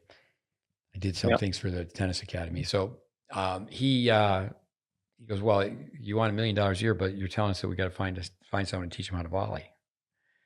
And it doesn't make sense. So why do we have to pay $1 million a year if we got to find somebody else to teach them how to volley? And with Coco, I would work backwards. She can volley. That certainly, like anybody, it could be improved. And Dennis Vandermeer used to tell people, okay, just trick them. Instead of getting into a big dissertation, tell them just turn like you're going to hit a volley, and then just make a circle. But she has enough money for this generation, the next generation, and the next generation. And one thing is that what's tough is she's already won the U.S. Open. She's already been 2-3 in the world. So it comes back to a story I've shared many times where Jack Kramer said about Gabrielle Sabatini, and she did win once. What she did is she went forward.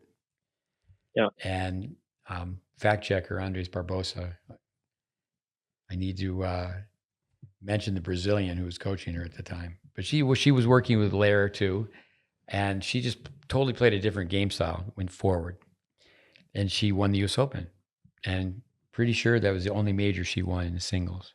And what an athlete! Yeah. What an athlete! But Kramer said what she should do. This is the Jack Kramer mentality. She should take a year off. And this is what he said about Sabatini. She had, loopy ground strokes, couldn't really penetrate the court. She tossed the ball way overhead, had a big kick. And, she had the game where she was knocking on the door, getting out to the semis and the finals. But, he was very critical. And that's commentating was different back in the day. Now Raven Klassen said that in one of our podcasts. He said, I wouldn't want to be a commentator because they're walking on eggshells, basically. They're not going boom, boom, boom, boom. And that's what happened when they were talking about her forehand the day after the match. And so Kramer said this on TV, that he goes, well, she should find a junior coach and rebuild her game. And then later, Vic Braden said to him, I know just the guy. So I was so flattered by that. But, I tell people I could take a lawnmower apart, but I couldn't put it back together. Our listeners, parents should know, get your kids' game down, because for the most part, in college tennis, there's almost no work done technically. Not development, they're developing players. But college coaches don't want somebody who's got to rebuild their forehand. She could serve and go. I'm going to serve and go. I'm going to serve and volley more. People aren't even coming in. I know Yvonne talked about this young girl for one college team. She's hitting a minus on every forehand, but nobody's attacking. But just to be able to tell people, okay, what's a conventional approach volley? People really aren't playing that shot either. And I think just like in junior tennis, if people have a comparative experience.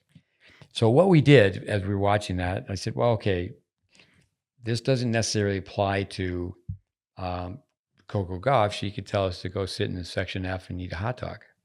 She's doing okay. But, we had, at the time, there was somebody in the group had come to visit us. This was just a few days ago, obviously, right? And I said, well, this is what you need to do with your forehand. So step one is we're taking the kid right up to the wall, and they got to massage the ball. They put their hand right behind the racket, and you can call it Eastern forehand. You can call it grip on three. You can call it flat grip. But it's like when Vandermeer used to tell people face off, and, from his country where people play field hockey. And, the two players, they put their rackets right next to each other, and that just teaches the grip. And Dennis goes, okay, we don't even have to talk about the grip. Now they have an Eastern forehand grip. Everybody face off. And everybody's got an Eastern forehand grip. Now back up, and we'll just boopity boop. Now just touch the ball. And then he tricks them where you back up, and he puts one ball on one side, one ball on the other side of the net. Well, before he even does that, you're hitting over one ball. Just touch it. Face off again. Just touch it. Face off again. Just touch it. And they have to move their feet. They're rallying over one ball. Then he puts two balls on a court. And that's back in the days where we were forced to do that because there's so many people who are playing tennis. Now we have all these empty tennis courts, but Dennis, 20 people on a court was nothing. So he puts one ball on one side, one ball on the other side, and it's just boopity boop. We just have one of the NC State players here, and just to simplify, ready position, unit turn.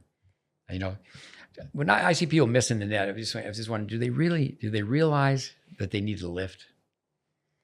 Do they realize that they didn't lift on that shot? Do they realize that, hey, the racket face was open, racket face turned over? You ask a kid on the court, they miss in the net, you go early or late. Almost every time they're going to go late.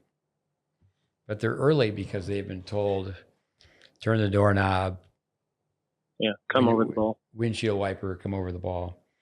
But, so now what happens is that she has the Olympics, and then there's the U.S. Open. And then there's several months between the U.S. Open and Australia. And, it's like with, if you were to look at how Taylor Fritz returns serve on the forehand side, he starts point so well. And Jim Courier, I think he was pretty close where he's going, well, it's just bludgeon. He's just banging balls. And he's singing his praises, and he's got so much better. But, people that really know tennis, it's like with TFO, Tommy Paul has got the it thing. I mean, he's a guy, his technique volleying is better than TFO's and is better than Taylor Fritz's. But I had two boys the other day who were just saying, okay, when you're playing doubles, you got to make one shot. If you make one shot and come forward, you're going to do okay. You're serving, you got to make two shots. You got to make your serve, come in and hit one ball. You just you're trying to, and as a serving team, form a wall up at the net. And then when you're returning, you got to get the ball by the net person, get the ball down low, and just make a circle. Circular swing, circular spin. And, but no, I think rehab, I mean, She needs help on the forehand side. And with, do we have a technician on American TV? Do we have a technician, who like, okay, this is, do we have people that have rebuilt games? People ask me about college tennis. I think there's all sorts of great coaches and certainly teachers of life, but how many technicians do we have in American college tennis? But if that was a junior, say even if that was a freshman on campus, some coaches are going to say, well, we're going to plug that kid in. They'll give him a title. They're going to be a grinder, a counter puncher. They're going to stay back. We're not even considering them playing doubles. Coco Gauff is, she's teaching us more than we're teaching her. I mean, she's serve, backhand, for service line in. She could be showing some things with tactics. It's like today with, we'll get into the Djokovic match. Djokovic could be told to, Andy Fitzell sent that to me, like 2 other people, is that he's not holding the line. He's getting into the net and the ball's below the level net. He was volleying to the open court. And say it this way, Alcaraz, he may not be the fastest player of all time, but there's never been a player faster. And I think even with Djokovic, you could see, we talk about it a lot, instinct development from exposure, right? And the more you're there, the better, somebody can develop the instinct. And he certainly showed signs of maybe just not complete instinct development in a few. He made some right moves, but, you could almost feel his brain turning, panicking a little. And obviously when you have Superman on the other side, be able to go from A to B in milliseconds, it can mess with your head a little bit. I took the group test with Dennis Vandermeer. I was fortunate enough; he was my tester. He called me out and said, "Okay, I will be the first tester, and we will watch a test." And he said he would blow the whistle every time I made a mistake, and it was like there was a dozen Tweety birds. The whistle just kept going and going. Yvonne and I looked at each other today. We were right in the same room at the same time, where Darren Cahill said, and I think this is pretty close to verbatim. To be fair, I'd say paraphrasing. He said, Alcaraz was born with a volley, and Djokovic has had to learn to volley over years and years of hard work. And it's like, there should be somebody like just blows the whistle. There's a buzzer. Did you just say that? Vic Braden. Yeah. Everybody was crummy. Everybody was a beginner. Everybody had day one. And, that's where like Balotelli, I love Balotelli, but he was such a great promoter. Andre had won the national 14s indoors before they ever met. And Nick made it sound like he was there and he changed the first diaper. And, but it was on the Andy Roddick's podcast that IMG, I think starting at the age of 11, he was still in the 12s. That IMG paid for everything. He didn't. Parents. He was just a sure deal. They knew then. But coming back to a mock lesson with Ben Shelton, and again, I don't think people need to listen to this the right way. Is that we're trying to educate parents, players, teachers, and Andy Fitzell's always telling me, don't pigeonhole the great base. The great base is for every level of play. One thing will come when we start talking about the Djokovic Alcaraz match. Those guys are like a carbon copy of each other. There are so many similarities, but people don't have the naked eye. One thing, are you using any type of equipment? Are you looking at any type of slow motion? But then the untrained eye. But with Ben Shelton, again, what charisma, what athleticism, like Coco Gauff, maybe not 2 steps further, but he gets to the semis of the U.S. Open. Yeah. But going into Wimbledon, he was 2-7 on grass. and that serve of Yeah. his. We touched upon it, but what are your thoughts on Shelton? Well, in one of the matches, obviously, yeah, physical specimen, and one of the matches that went 5, and they were talking about. They said, he had 88 net advances, as it should be on grass. And again, just the commentary. Ben Shelton should have a very specific identity on any surface as to how he's trying to play. And for, 88 times over the course of 5 sets, you're looking at not a huge number anyways. I think that, I can only tell you from my standpoint, I can outrun my serve, and I still had to get to I tried to get in every point. If you're coming in behind 130 miles an hour, it would be, it would just be a no brainer. But I just think it goes back to so many things as to why we don't see it. The system, the way doubles has been kind of, whittled away at, and et cetera, and how people are influenced. And who would have thought, Ben Shelton should go back, and great homework for him would just be to watch the match with Federer and Sampras at Wimbledon, and just watch both players play that match. I think Federer could have watched that match more, to be honest with you. Oh, for sure. 100%. And that match, I don't think I go 6 months without putting that match on my teaching court and just having kids, because it's kind of a hangout court and everybody sits around there, and it's just a great match to watch. It's a great match to learn from. And we always talk about getting on course, staying on course, getting on the right path and staying there. And even pro players drift, even great ones drift.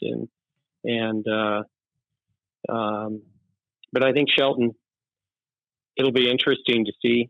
A lot more about him through Matt Clore and his involvement with him when he was at University of Florida. I think you could obviously see he had some very special things early on in his life, but he should have made every opponent come up with a pass every single point off his own serve. The geometry just favors it, and if he had a little bit, cleaner mechanics off his forehand side, he'd have better options coming in. The guy can hit the ball a ton, but it's complicated. And some of these complicated backswings that we see people make, where they do typically show up on return of serves and in what we call the yellow zone in the mid-court. And you just see it over and over and over. I heard Yvonne chuckle when he said that you could outrun your serve in the net. Yeah, well, it's not far from the truth. I've been hitting the back of my head with my own serve. With serving and coming in. I would think that Yvonne's heard this one, that Vic Braden would say, your serve is like throwing up a grenade and running underneath it. You're going to have you're going to end up with a fuzz sandwich for lunch. I think with Shelton, with anybody, they need honesty. You were never really one to mince your words, Steve. I had a dream. I wanted to go out and, try to play some tennis, and, I just wasn't good enough. And I remember one time you said, hey, you have a great serve. The problem is you don't wear a skirt. And, I did say that. I would never. I'm pretty sure you did. That was I could only say the nice part, but it is what it is. And the thing is, when you get out there on that hamster wheel that people call the ATP and WTA tour, it's difficult. I think you're just trying to keep your head above water day in and day out, I think. And many of the people, I think Shelton's situation could be unique because he has, his father in his corner. And I think that relationship might be a real positive thing for him to continue his process of development. But with some of the other people, I mean, let's face it, they're fearing for their jobs, and job security often means hiding the truth, and you then try to get the job done through pumping people up and going with a different route other than what is needed, and that seldom works long term. That's like back in the day. Uncle Tony didn't take any of Rafa's money. The family did well enough in business, and they didn't. That's a very good thing. I mean, it's so backward where the player is the coach. With I know Tim Henman was. It came up where he was, I guess, telling Shelton he needed more net appearance. But I would question the high numbers. I would question 88. It's like, who's charting the match? Is it serve +1? And just because you're going in, you're inside the court, and you're going for a home run derby, is that really net appearance? For me, if you divide the service box in half, this comes from Uncle Vic, and you have 10.5 feet, service box is 21 feet, and you get inside the 10.5 foot mark, that's where the green zone starts. That is the forecourt. Another thing is that when you close with Uncle Vic, you should be able to ideally take one step and touch the net. I mean, you're getting your nose over the net, and the serving and coming in, it's a 3-shot combination. So he's going to force a weak return, but it's weaker, weakest. And then doing the math, doing the geometry, where are you at the court, doing the stats, winning 2 out of 3. So then it comes down to volleying technique. I have called him the Patrick Mahomes of tennis, and I've been told Scotty Perelman as well, is that he's ultra competitive. One thing too, people listening to Shelton, when he was a young kid, obviously he wanted to throw the football as far as he possibly could. I had a chance to coach Neil Anderson. He played in the same backfield as Chicago Bears, Walter Payton. Mm-hmm. And, he went through our program, our 25-hour course, 3 times in 3 weeks, basically. He came to see me, and he looked at me and he said, "Your system's not going to work." And I just smiled. I said, "Yeah, I know exactly why it's not going to work, because it's a lot of work. It's a lot of work to study the content." And, but again, he's making money. But the other thing too is, I know he was very loyal to, I think it was Mackenzie McDonald this past week at Wimbledon, that he's going to hang around, and he's been brought up so well. But I think also that he's ultra, just ultra competitive. But when someone is trying to throw a football, it's like, Steve Denton, for example, had at one time the fastest server in the world, is that people have to understand how myelin is built. And the more reps you have with that throwing action, the speed and smoothness of movement. We have a kid here, he's tossing the ball like 4 feet over his head, and he can hit a little kick, and he's at the intermediate level. So at the intermediate level, it's like, okay, it's working. But it's basically, I coached a girl at one time where my son Connor was like 10 years old, and I said, "I think that he can stand in the service box and catch your serve." Every ball has to bounce. But coming back to, I think, long-term vision, I think the mock lesson is, and again, it's not like, okay, with like a John Isner, Manny Diaz, who coached him at Georgia, basically he was a guest on our podcast and saying, yeah, this is what he could have done if he was a young kid and he learned to volley the way Willie Van Horn taught the volley, especially on the backhand side with John. But it had to be that big and have a great service motion and be serving like that.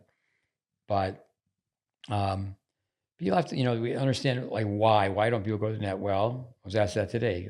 Years ago, the grass, it's going to rain. Players are going to be wearing spikes. They don't get a tarp over the court right away. And players are playing with wooden rackets, and, people went forward. And, then you hear modern game. But I think coming back to the mock lesson, Shelton, and we've touched upon that before, playing on half a court, have him serve underhand in practice, and he's got to play in 13.5 feet, and then he comes in and someone pounds the ball at him, and he's just got to hit the ball deep. He's got to hit the forehand volley and the backhand volley deep. The serve and volley, it's like Goran Ivanisevic said one time, he goes, I'm serving no volley. And, it's like not John Isner, but Nick Kyrgios. Djokovic told Nick Kyrgios, he goes, if you live your life the way I live my life for 6 months, you can win Wimbledon. And Kyrgios said, no way am I doing that. And not a chance. I was told not too long ago by Dave Secker that I guess somebody on the inside said that Djokovic said anybody who's working for him, you got to eat the way I eat. He goes, in those European places, cities, there's so many bakeries. There's so many, like, okay, I guess I'll go order a pie and a cake and some rolls. And anyway, but no, I think with, getting people to play on half the court. I know you spent a lot of time with me with Julie Scott, and we had her play forever on half a court. And she had to go to the net. And the ball's being gunned right at you. So many kids, when the ball comes right at them, they sidestep it and they hit a forehand volley. You watch kids warm up, and by the end of the warm up, they're not straddling the line hitting forehands and backhands.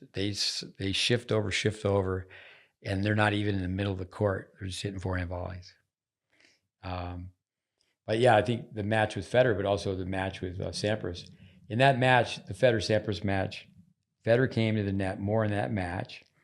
It was kill or be killed. He came to that match more, won 5-set match, than he did in 5 consecutive Wimbledons.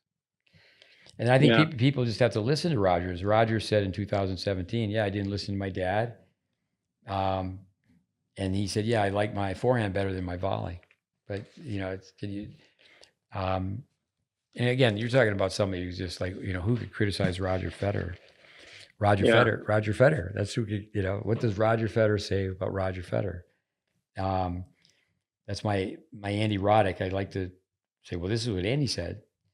Roger's an artist. He's a technician. I just hit the crap out of the ball. So that's what you said, Andy. I think the flea flicker, touch football. Everybody's going to go long. There's really a short huddle. I'll go long, hit me. And then like Bill Walsh, the late Bill Walsh, he's going to control the clock. He's going to control the ball. You want to say line of scrimmage but that mentality, that football mentality for the most part, it just doesn't exist in tennis. We're going to study film. We're going to play the percentages. But I do think that let's just do a few more things and we'll talk about the men's match. What about Ashlyn Krueger? I know you've spent a decade working with her. With Pegula, she won 28 points. Pegula won 56. They just were very nice and said she's a solid player, which obviously is true, or she wouldn't be in Wimbledon. You got to be great or you're not playing Wimbledon. She served at 71%.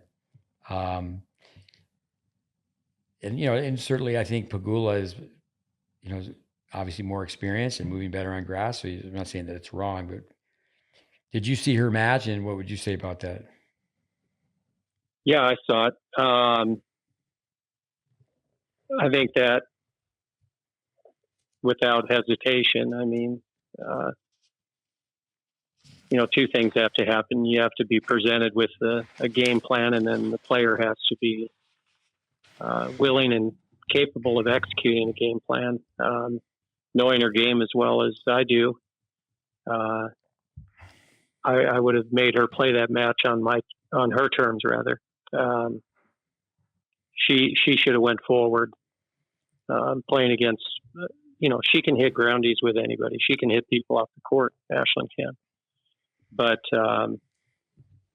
should have very, very specific targets, I think, on the serve. And should have had very, very specific goals on first balls as to how she was going to use them to get in. She actually has skill sets that would have allowed her many times on Pegula's serve to just take it and go forward. I think Pegula should have had to hit passing shots constantly in order to win that. And even if she had gone down, I think it would have been a much more positive developmental experience. And I think it could have been a experience, and granted, listen, we all have rough days at the office. But, I think it, without exception, it starts kind of in the overall plan of how players should mature their game through their career path, and whether a junior or a college player or a professional player. And it has to be synced up. It can't be out of sync in singles and doubles, and it can't be out of sync in the gym. It can't. Everything should be synced up. And I think you look at a player like Djokovic. I mean, he's pretty well synced up in everything he's doing. Taking a shot at his instinct at the net, that might not even be fair. But he's synced up in how he was going to try to play the game of tennis. And I don't know that she's synced up in that regard. She's been built mechanically to play all over the court with the intention of really trying to be the player in the forecourt. But many times you don't see that. So, yeah, I think had she done that, she would have been able to disrupt a great ground stroker and great mover like Pegula from being able to get rhythm, get set so much, having to be more precise with her shots. And you play great ground strokers many times. You play an 8-ball rally and then try to come in behind it, and it's a different result than if you're playing it on the first or second ball, and you're disrupting any kind of rhythm that they're building. I just think it was a match that was approached incorrectly. I don't think anybody would argue with that, and I don't think it matches her skill sets, and I don't think it probably matches her long-term dreams. Well, a few things with Ashlyn. I mentioned Victor Lilov. I remember they played. They're both 11 years old. They brought Victor out to your place, and it was definitely 7-6. It might have been 7-6, 7-6. But I just remember 7-6. And you told him, because the only place you won was on the scoreboard. We went through body language and this and that, and start the course, stay the course. I think.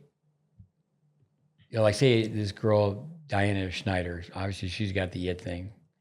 And I think my comment would be, all right, Dave Secker, someone's got to be in charge. You got to have a brain trust. Because you think about a pro player, can someone travel with them year round? If someone's married, they have kids, there's expenses, but there's a brain trust. And if it came down to, common denominators, continuity.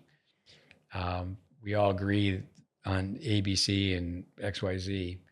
To know where is someone with their agency, where is someone with their federation. But she plays doubles well enough. She's got to go back to how she used to play doubles. I remember being at the US Open, Ryler to Hart. I was there because Austin Krajicek had won Kalamazoo. And I was flattered that, they have 2 tickets, and, I went along with his father. And Ryler DeHart, the other kid that we brought up, who he was always he was with Thomas Olestead before me, and then he was with Craig Tiley after me. So Olestead and Tiley were classmates at this program we called Tennis Tech. But there needs to be a master plan, and I think in Ashlyn Krueger say, well, let's get somebody in her circle. The way doubles works is this is who I play doubles with. Well, the girl can't get into this doubles tournament. She's not ranked high enough. Well, that's fine. We're going to go and we're going to practice doubles. And it could be the outdoor season. Where, can you get a wild card? Could you have it be in your Ballywick where, okay, we're going to take some time where we drop down to, because she's obviously at the WTA level. Even then though, is she in the top, you get in the draws in the wintertime, they're 32, and every little thing has to be thought out. But I think stop the bleeding is that I'm going to guess it, she's already making money. And, you're good enough to be playing the majors and what they play in the first rounds. And there's going to be more money coming into tennis. And I think that's pretty much a given by 2026. But say, no, this is the person who's in our corner and they're going to play doubles. And, with, but that person's, they want to become a double specialist, and they just need to be convinced this is going to work. We're going to play doubles. We're going to play doubles the right way. And if they did that, there's some great athletes playing doubles, but the way they're playing, like the women's final could have been played at a much higher level. Yeah. Tactically. But I think that to be creative, it's not like, well, we're going to be creative in practice. You have to be creative with 365 days a year. And, the longevity and, like to be well managed and to make money, and to be a complete player. So many people, I was told when Jessica Pegula switched coaches that, she has played some doubles, that she needed to stop playing doubles. She was playing all three. She would go to the majors and play all three. She'd play the singles, the doubles, and the mixed. And again, we're out in Section F, popcorn and hot dog, is that she could improve her serve. But is anybody in her corner who can tell her how to improve her serve? But, with Krueger, it would come back to her pretty quickly. But from my observation, watching her play on TV and then at the National Tennis Campus, that it's been a couple of years now, she's not playing the way she was taught. Jimmy Connors, I'm going to play the way I was taught. And you're playing tricks on your own brain when you're not playing the way you were taught. Hopefully people are well taught, not only technically, but tactically. Yeah, I think it 100%. And I think it, we talked about having your identity, and if it's not clear, or if it was clear and then it became foggy for any player, and they kind of lose their way. I think from our vantage point, it's a no-brainer, right? And you just hope the decisions made around their camp allow the player to kind of bring the roots back out and play according to the blueprint that was used to build, and because it is undoubtedly the best chance for greatness too. With our listeners, correct me if I'm wrong, but she won the 18s in the U.S. twice, and she won the Orange Bowl twice. 18s, right? 16 and 18 the Orange Bowl back to back, yeah, and then 18 nationals, singles and doubles. So you're not talking about chicken liver. I mean, the gal can flat out play, and she has a base. But, it's like she was taught to speak French, but she hasn't been speaking French for the last couple of years. And I think the wow factor when these families, the agencies are there, the federations are there, that I think they've been through that. And I think most parents, we had a Canadian parent tell us that just recently. He goes, yeah, I fell victim to that. I was intoxicated by the whole thing. That, my daughter's got the big red maple leaf, and she's getting on airplanes, and, she's being catered to and traveling all over the world. But then it's like, well,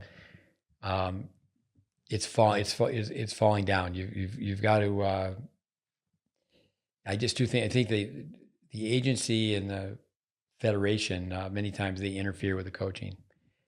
At one time, Craig Tiley, who was a classmate of yours, and you guys were together 7 years, right? So you know the boy well. Yeah. That, we had a businessman who was he was sponsoring boxers, but he was interested in tennis, and he wanted to set up a program called GoPro International. And agencies don't train coaches. It's just like this kind of the flip of a coin go up in the air. And granted, it has to be the right fit, the relationship, and what have you. That's all fine and dandy, but Vic Braden, if the racket face is open, you're going to be dead in the water. That comes from World War II.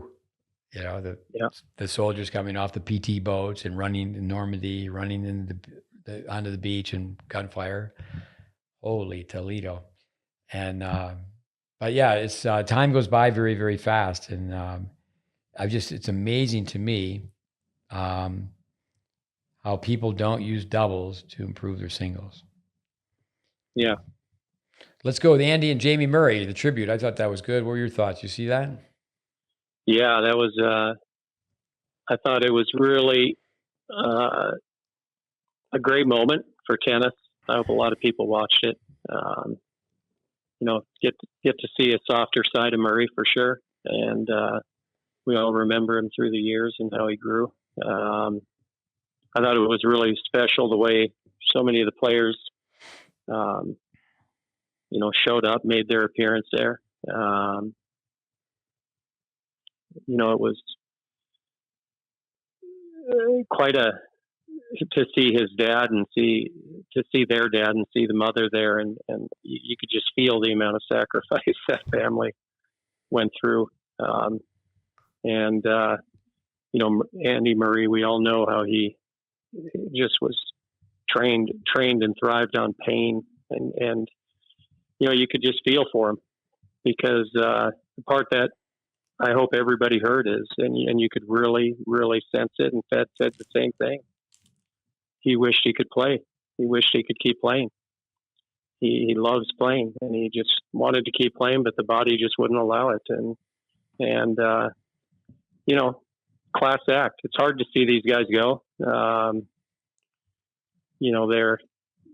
They've been such a huge part of the sport for so long. And Murray, I think that to a lot of tennis fans outside of Great Britain, maybe they don't appreciate him at the level of, say, Rother or Djokovic or Fed. But boy, what an amazing career he had.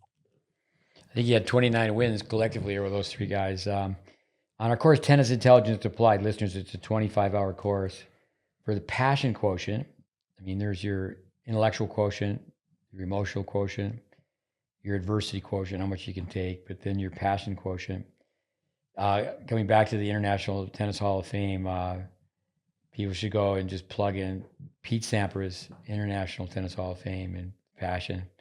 With Murray, Andy, he still has some bitterness towards someone messing up Jamie's forehand. If you read and you listen, but having a son who's number one in the world in singles and a son who's number one in the world in doubles. This was back in the day of newspapers when Jamie Murray, I believe it was a 12 and under Orange Bowl, and I read that someone from Scotland won it. I thought it was a misprint. Because back in the day, someone from Scotland, Yeah.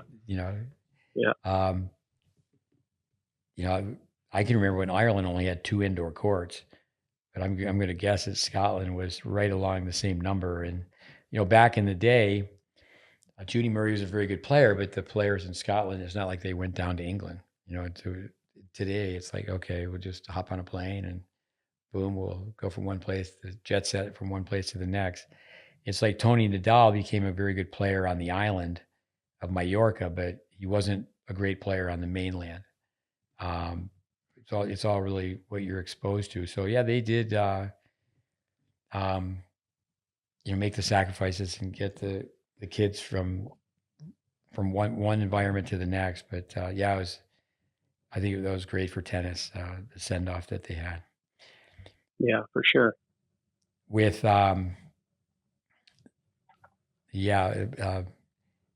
Andy Murray, playing with pain, with not wanting to go away, having the artificial hip, and let's go with the match, the last match, the men's match. I mentioned 1974. That's when I was a total neophyte. Back then, if you wanted to watch the Wimbledon final, it was tape delayed. You didn't see it live. Yeah. And you'd want to tell everybody, hey, don't tell me who won, don't tell me who won. But 50 years later, Einstein, if you don't know the history of your subject, you don't know your subject. We have to have respect for what Rosewell and Connors were doing. Rosewell was in the final in 1954, and 20 years later, he was in the final in 74. Connors went from 74 to not quite getting into the finals of a major, but 91, lost to Courier in the semis of the U.S. Open. But so that's 2 players in almost 40 years. And, it was said today, if Alcaraz stays healthy, he wants to be at the big table. He doesn't consider himself to be the champion Obviously he doesn't have the record, but 21 years old. He's 3 majors, 3 different surfaces. But what about the match itself? What comments do you have? And Yvonne, you can chime in here too. I know we're going to go through your review sheet here shortly. Yeah, I mean, it was a heck of a tennis match to get ready to watch. I think, obviously the most expensive sporting event ticket in the history of sport at 10K, unbelievable. But I was really, really pumped up to watch it. Again, I think I mentioned earlier how I'll gamble away a Smoothie King with some people to kind of predict, and so I won a smoothie on that one. So I think I came out pretty well on the Smoothie Kings this fortnight. I predicted Alcaraz in 3. My heart kind of wanted to see it go the distance, and maybe, to be honest with you, even have Djokovic win it. And I've been not a huge Djokovic fan on a personal level, just because I had such a Roger fetish my whole life, but when I think that it became very clear early on that Djokovic would have only had one crack at taking him down today, and he would have had to been highly competent mid-court in. And, despite, his serve numbers popped up on the screen and his winning percentages just weren't going to win Wimbledon. Not his, what he was winning behind first and second serves, and how Alcaraz was able to get, returns in play and then neutralized. And then once it got to that point, it looked like it was just going to be a very quick match, to be honest. He fought his way back at the end, started to find his way a little bit, but I think it became apparent that it was going to be over. And that's where, if a player truly has option A, option B, and I don't know that it's a legitimate option B for Djokovic to do what I just described. I think it's something he's become way, way better at over his career. I mean, way better. But I wouldn't say it's a legitimate option B. I do think it's a legitimate option B. Alcaraz, I think, has legitimate options A and B. And despite what the commentators say about, him born with a volley, all you have to do is watch, Alcaraz play doubles with Holger Rune at La Petite, and to see early on the guy was exposing himself to the net.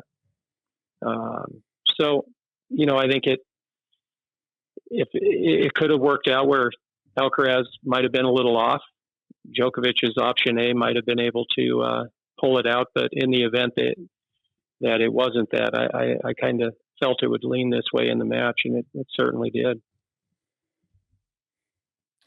With execution, I think in game number 1, I think there was 3 volleys that when Djokovic was serving game 1 that he could have made. Yeah. Obviously easy to be the armchair quarterback, but I do think Alcaraz said the Americans pay for a lot of money. The player comes off the court. The first interview was with American TV, and being very gracious. So that was really his second interview. There was the courtside interview, then the one right off court, and he said Djokovic was not at his level. And then he said because of that he won 6-2, 6-2. Then you could play a little more. You can play freer when you've got 2 sets. You don't want to play loose, and all of a sudden, and they knew the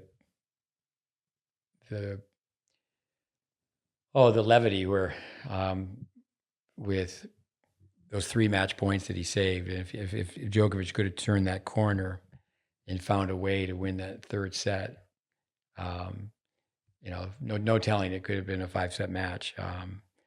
But no, he's and then also in the press conference, Djokovic was such a class act. He said he was better in every way. He goes, I was just inferior. And he's asked if he could do something different. I agree with you that Chrissy Everett said to him years ago, he goes, you're winning so easily. And people consider her to be a baseliner, and she was. But you can go back and watch her play doubles on YouTube. We always say plug in 1987, Jimmy Connors playing mixed with Chrissy, and then they're playing Kathy Rinaldi and Vince Van Patten. And that doubles is better than the doubles today. Period. End of story. Yeah. You'd have to be an idiot to watch it and go, no, I don't see it. It's just better tennis. And, people who really know the game, like if you know the game of chess, it's like, okay, we're not going to play this way. Vic Braden, 3 ways to play doubles. The best is 2 at the net. Second best is 2 back.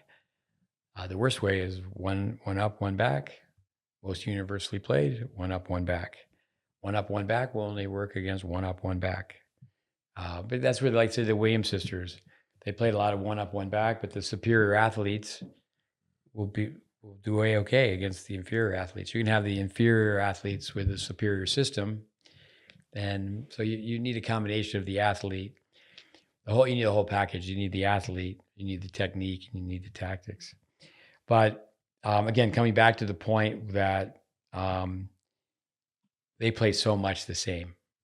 On a biomechanical screen sketch, you can go stroke by stroke. And, obviously at the impact point, you can't violate physical laws. So like an Andy Roddick, who had a lot of different gyrations and a short, compact swing, the backswing has nothing to do with the power supply. When Andy hit his serve, if you just get him at the moment of truth, boom, all the forces, body's in at a 45-degree angle, lower body, upper body, arm and racket. Body segments are facing at a 45-degree angle. And that's why he had, one of the best serves of his time. And I think that it's amazing how well Alcaraz plays coming in. And, I think Djokovic said, he goes, well, he's the best of all 3 of us, referring to the big 3. Djokovic said it, and you could look it up online. Yeah. He said he has to fight him to Nadal. He has the finesse of Federer, and he has my basics. It's pretty well said. But I think that really showed up today quite a bit. Yeah, and Djokovic at 21, tactically he plays better than Djokovic did at 21. So that's what you said earlier, is that the instincts. Joel Trucker corrected me on one of these podcasts. What a great tennis mind. He said, Steve, don't call it a risk. When you go to the net, it's an investment. Go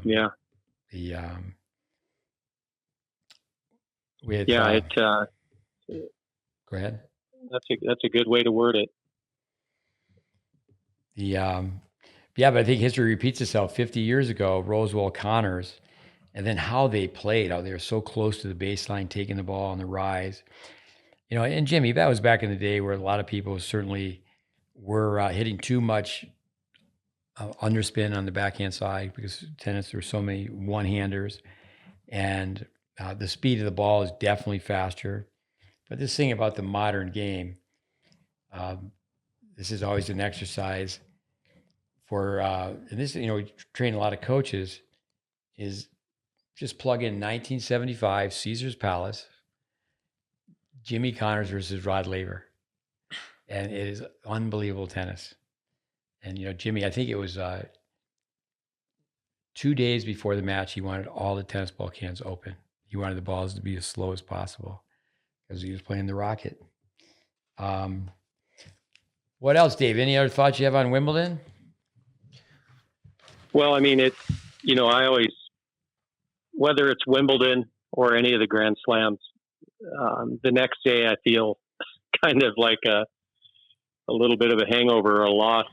I always have a lot of thoughts and things that I'm hoping to be able to gather from the tournament. Not necessarily even the marquee matches. Sometimes more of the obscure matches, to be able to share with students, and we'll watch a lot of Wimbledon here over the next week or two at the academy. I think one point that's just worth mentioning here before we sign off is, and I got to bring it to the attention of my grandkids who were watching it with me today, is Didi de Groot, and the incredible women's wheelchair champion, and how she's dominated the sport, and just, my grandkids didn't really know what was going on. And, they showed some highlights of it to honor her. And I was explaining to them that, that's where they live their life, in that chair, and because of disabilities, and how incredible it is for this person to do that. I said, she's won more than Djokovic. And, was it 48? You said now?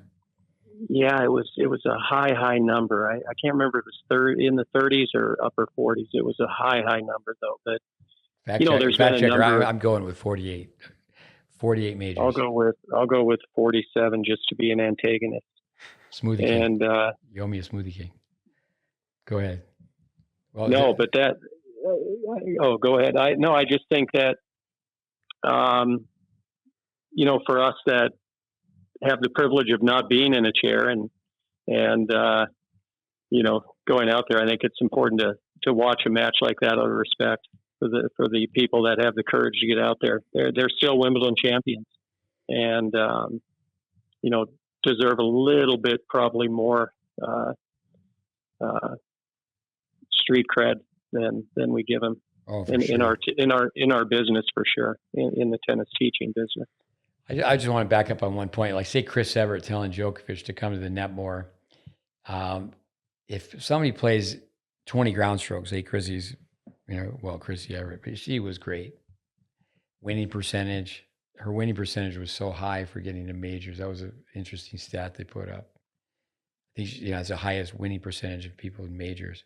I think Billie Jean King said she won over 90% of her matches.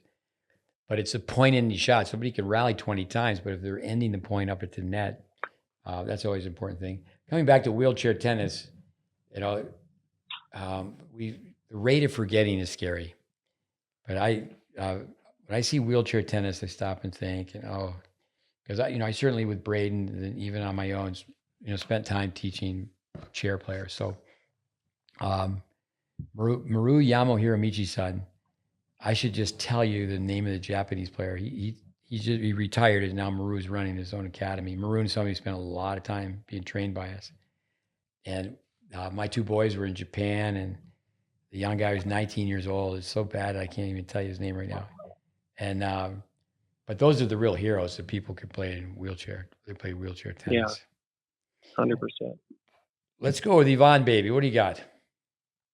Anything on the Djokovic match? You watched the whole thing? Yeah. Or then review some of these notes? I'll go through the notes and I'll end with a comment from the match that I thought it was interesting. Well, since we're on the topic, I'll just say it now.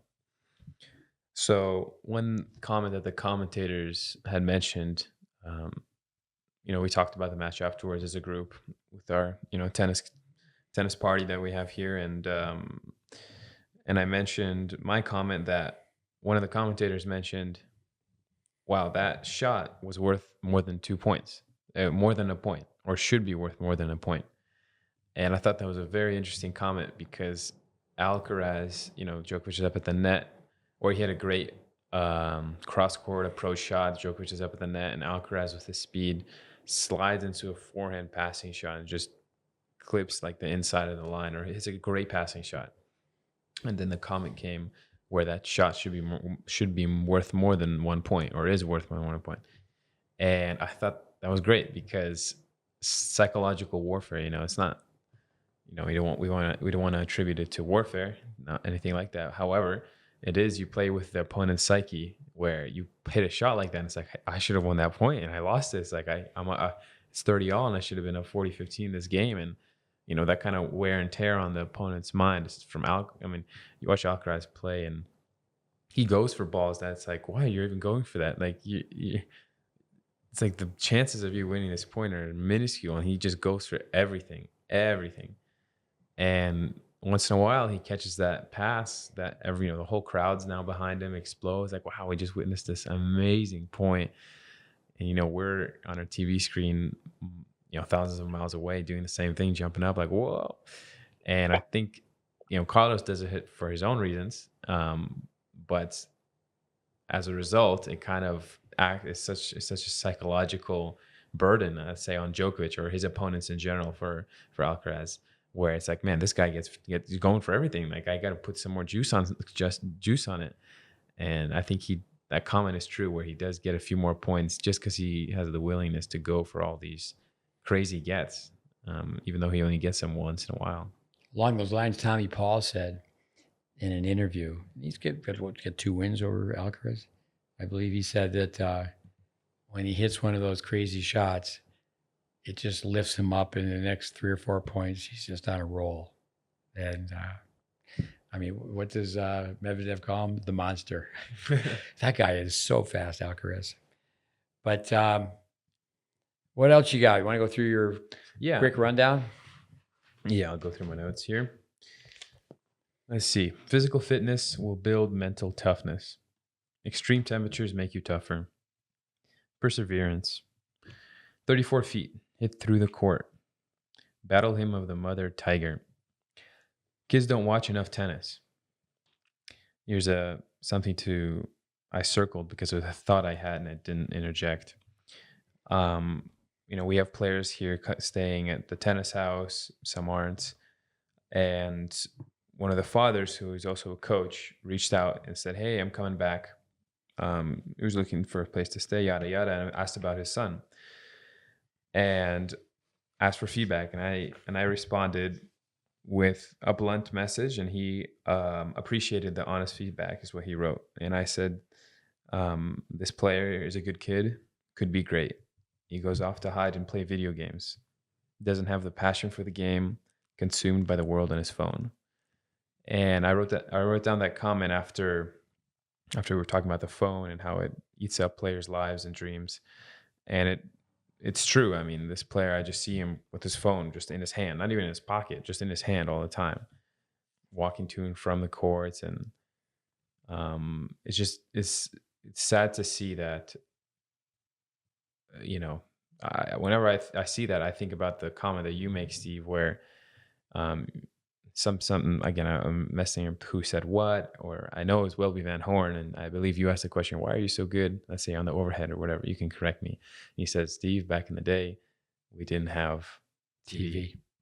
And that's so true. I mean, how do you put in the hours that you need if you have this endless device of entertainment, in your hands, not even in your pocket? He's holding it in his hands, walking around like all day, then when he's not on the courts, obviously. And it's just, I wrote down here, honesty is the best policy. That's really what I've got a lot out of, being around you, Steve. It's honesty. It's just nothing better than that. It's just get it all out there. And so yeah, I want to get that out there. If you have any comments off that, Steve, before I continue here? No, go ahead. Whatever you do, you have to put passion into it. Model your fight after Paolini. Her sense of enjoyment is very refreshing. Playing all over the court is a testament to Paolini's guts. Never buy anything bigger than a small. One lap around the refrigerator and you need to take a nap. A break is as good as a rest. The movie Rudy, 5'0", 100. Struggle, suffer, and sacrifice, 3-letter S's in the word success. I can outrun my serve. You have a great serve. The problem is you don't wear a skirt. Don't call it a risk. When you go to the net, call it an investment. That shot was worth more than 1 point. So that's where I ended the notes. That's good. I would say one thing. We're about to say good night, where Djokovic wasn't happy with the fans of Helga Rune booing him. Yeah. And I don't think you hear this anymore. Little kids used to just say this all the time, because back in the day, parents weren't around. Kids were out there on their own. It was there weren't always, wasn't a coach, wasn't a supervisor, and you're just taught to say, sticks and stones will break my bones, but words will never hurt me. Mm-hmm. And Djokovic actually said that. I've been through a lot. I've been on the tour for 20 years. You can't hurt me. But he was just saying he didn't think it was a class act to boo. But I thought that was very clever. there's a gal here that I'm really pushing her buttons because she's so introverted. She can't even say good morning to people. I mean, she's 11 years old. They're like, oh, yeah, you think you'll ever have to get a job? You think you'll ever be interviewed? You have to be able to say good morning to people. Scotty Perelman, it's a new day, new opportunity to excel. I mean, I just chant that out when I see someone. I liked what he said and the energy he had, and I've been doing that ever since. And we were both in our 20s. Is that, plug in your personality, say, and that's gone away. I mean, I don't know how that happened, but I would have been reprimanded if I didn't greet an adult. Mr. Jones, Mrs. Jones, how are you today? This doesn't happen. Yeah. But a different time.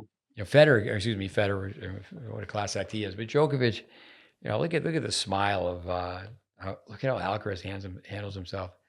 But Djokovic, he can show that intensity. But coming back to Jim Lair, can you put intensity and relaxation together? And boy, are people uptight. People are uptight.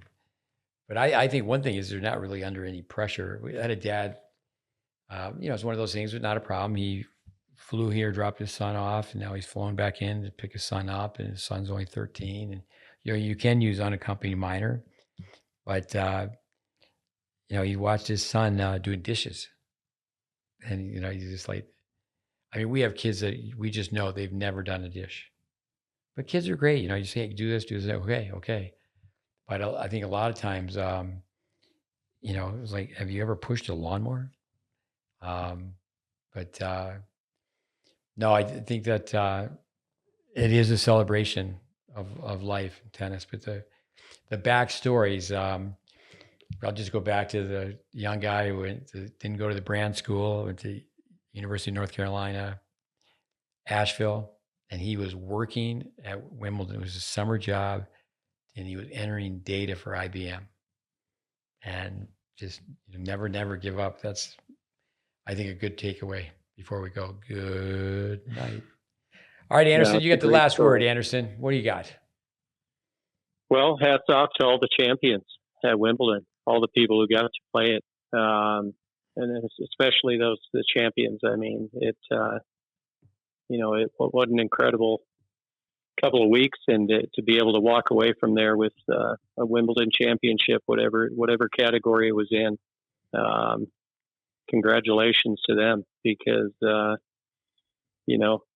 think one last thing that we didn't talk about was Krejcikova and how her incredible run, and just for everybody to realize that, and her success she's had in majors, not just in Wimbledon, but in the doubles, in the mix, and then in two singles finals as well.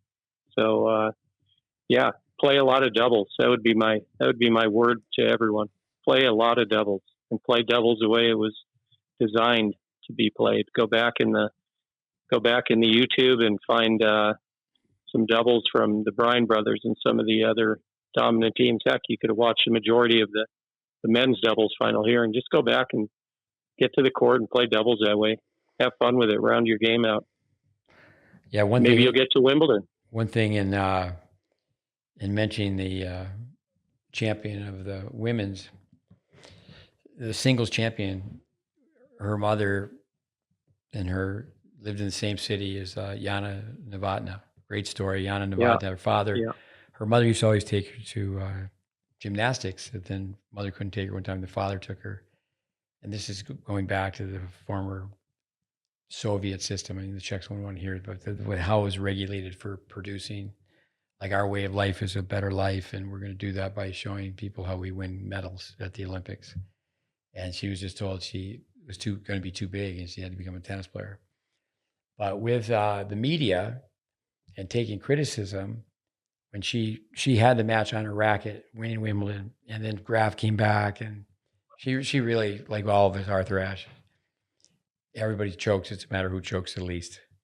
But the media came up with Yana Novotná instead of Yana Novotná, and but she persevered. And I think getting to Wimbledon, hats off to everyone who played at Wimbledon.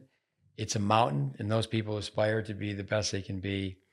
getting up the mountain is just baby steps. So hopefully through these podcasts, we're influencing some parents and some teachers and coaches. I do think the format they're pretty long for junior tennis players, but a junior tennis player who's a little bit older, they'd be crazy not to go back and get a really good handle on tennis math. The 5 S's: self-management, stroke production, strategy, statistics, and score. And, you really need to be a student of the game. And, I think we touched upon many things, be a student of Wimbledon. And parents, you're the ones who are writing the checks. If your kid won't even sit on the couch and watch Wimbledon, where's this thing going? They need to be a student of the game. But Dave, thank you very, very much for your time. Listeners, thanks for hanging in there. Yvonne? Yeah, thank you, guys. Yeah, and guys, thank you, and we'll see you in about 4 weeks down in Waco. Wacko. Then. Look forward to it. All right. All right. Good night. Adios. All right. Have a good night. Thanks, guys. All right, another podcast, 205, the GreatBase Tennis Podcast. Never be called the Not So Great Tennis Podcast. Yvonne, thanks for everything you do. We hope to help tennis. We'll wave by the camera. Good night. Thanks again. Bye-bye. Adios, amigos.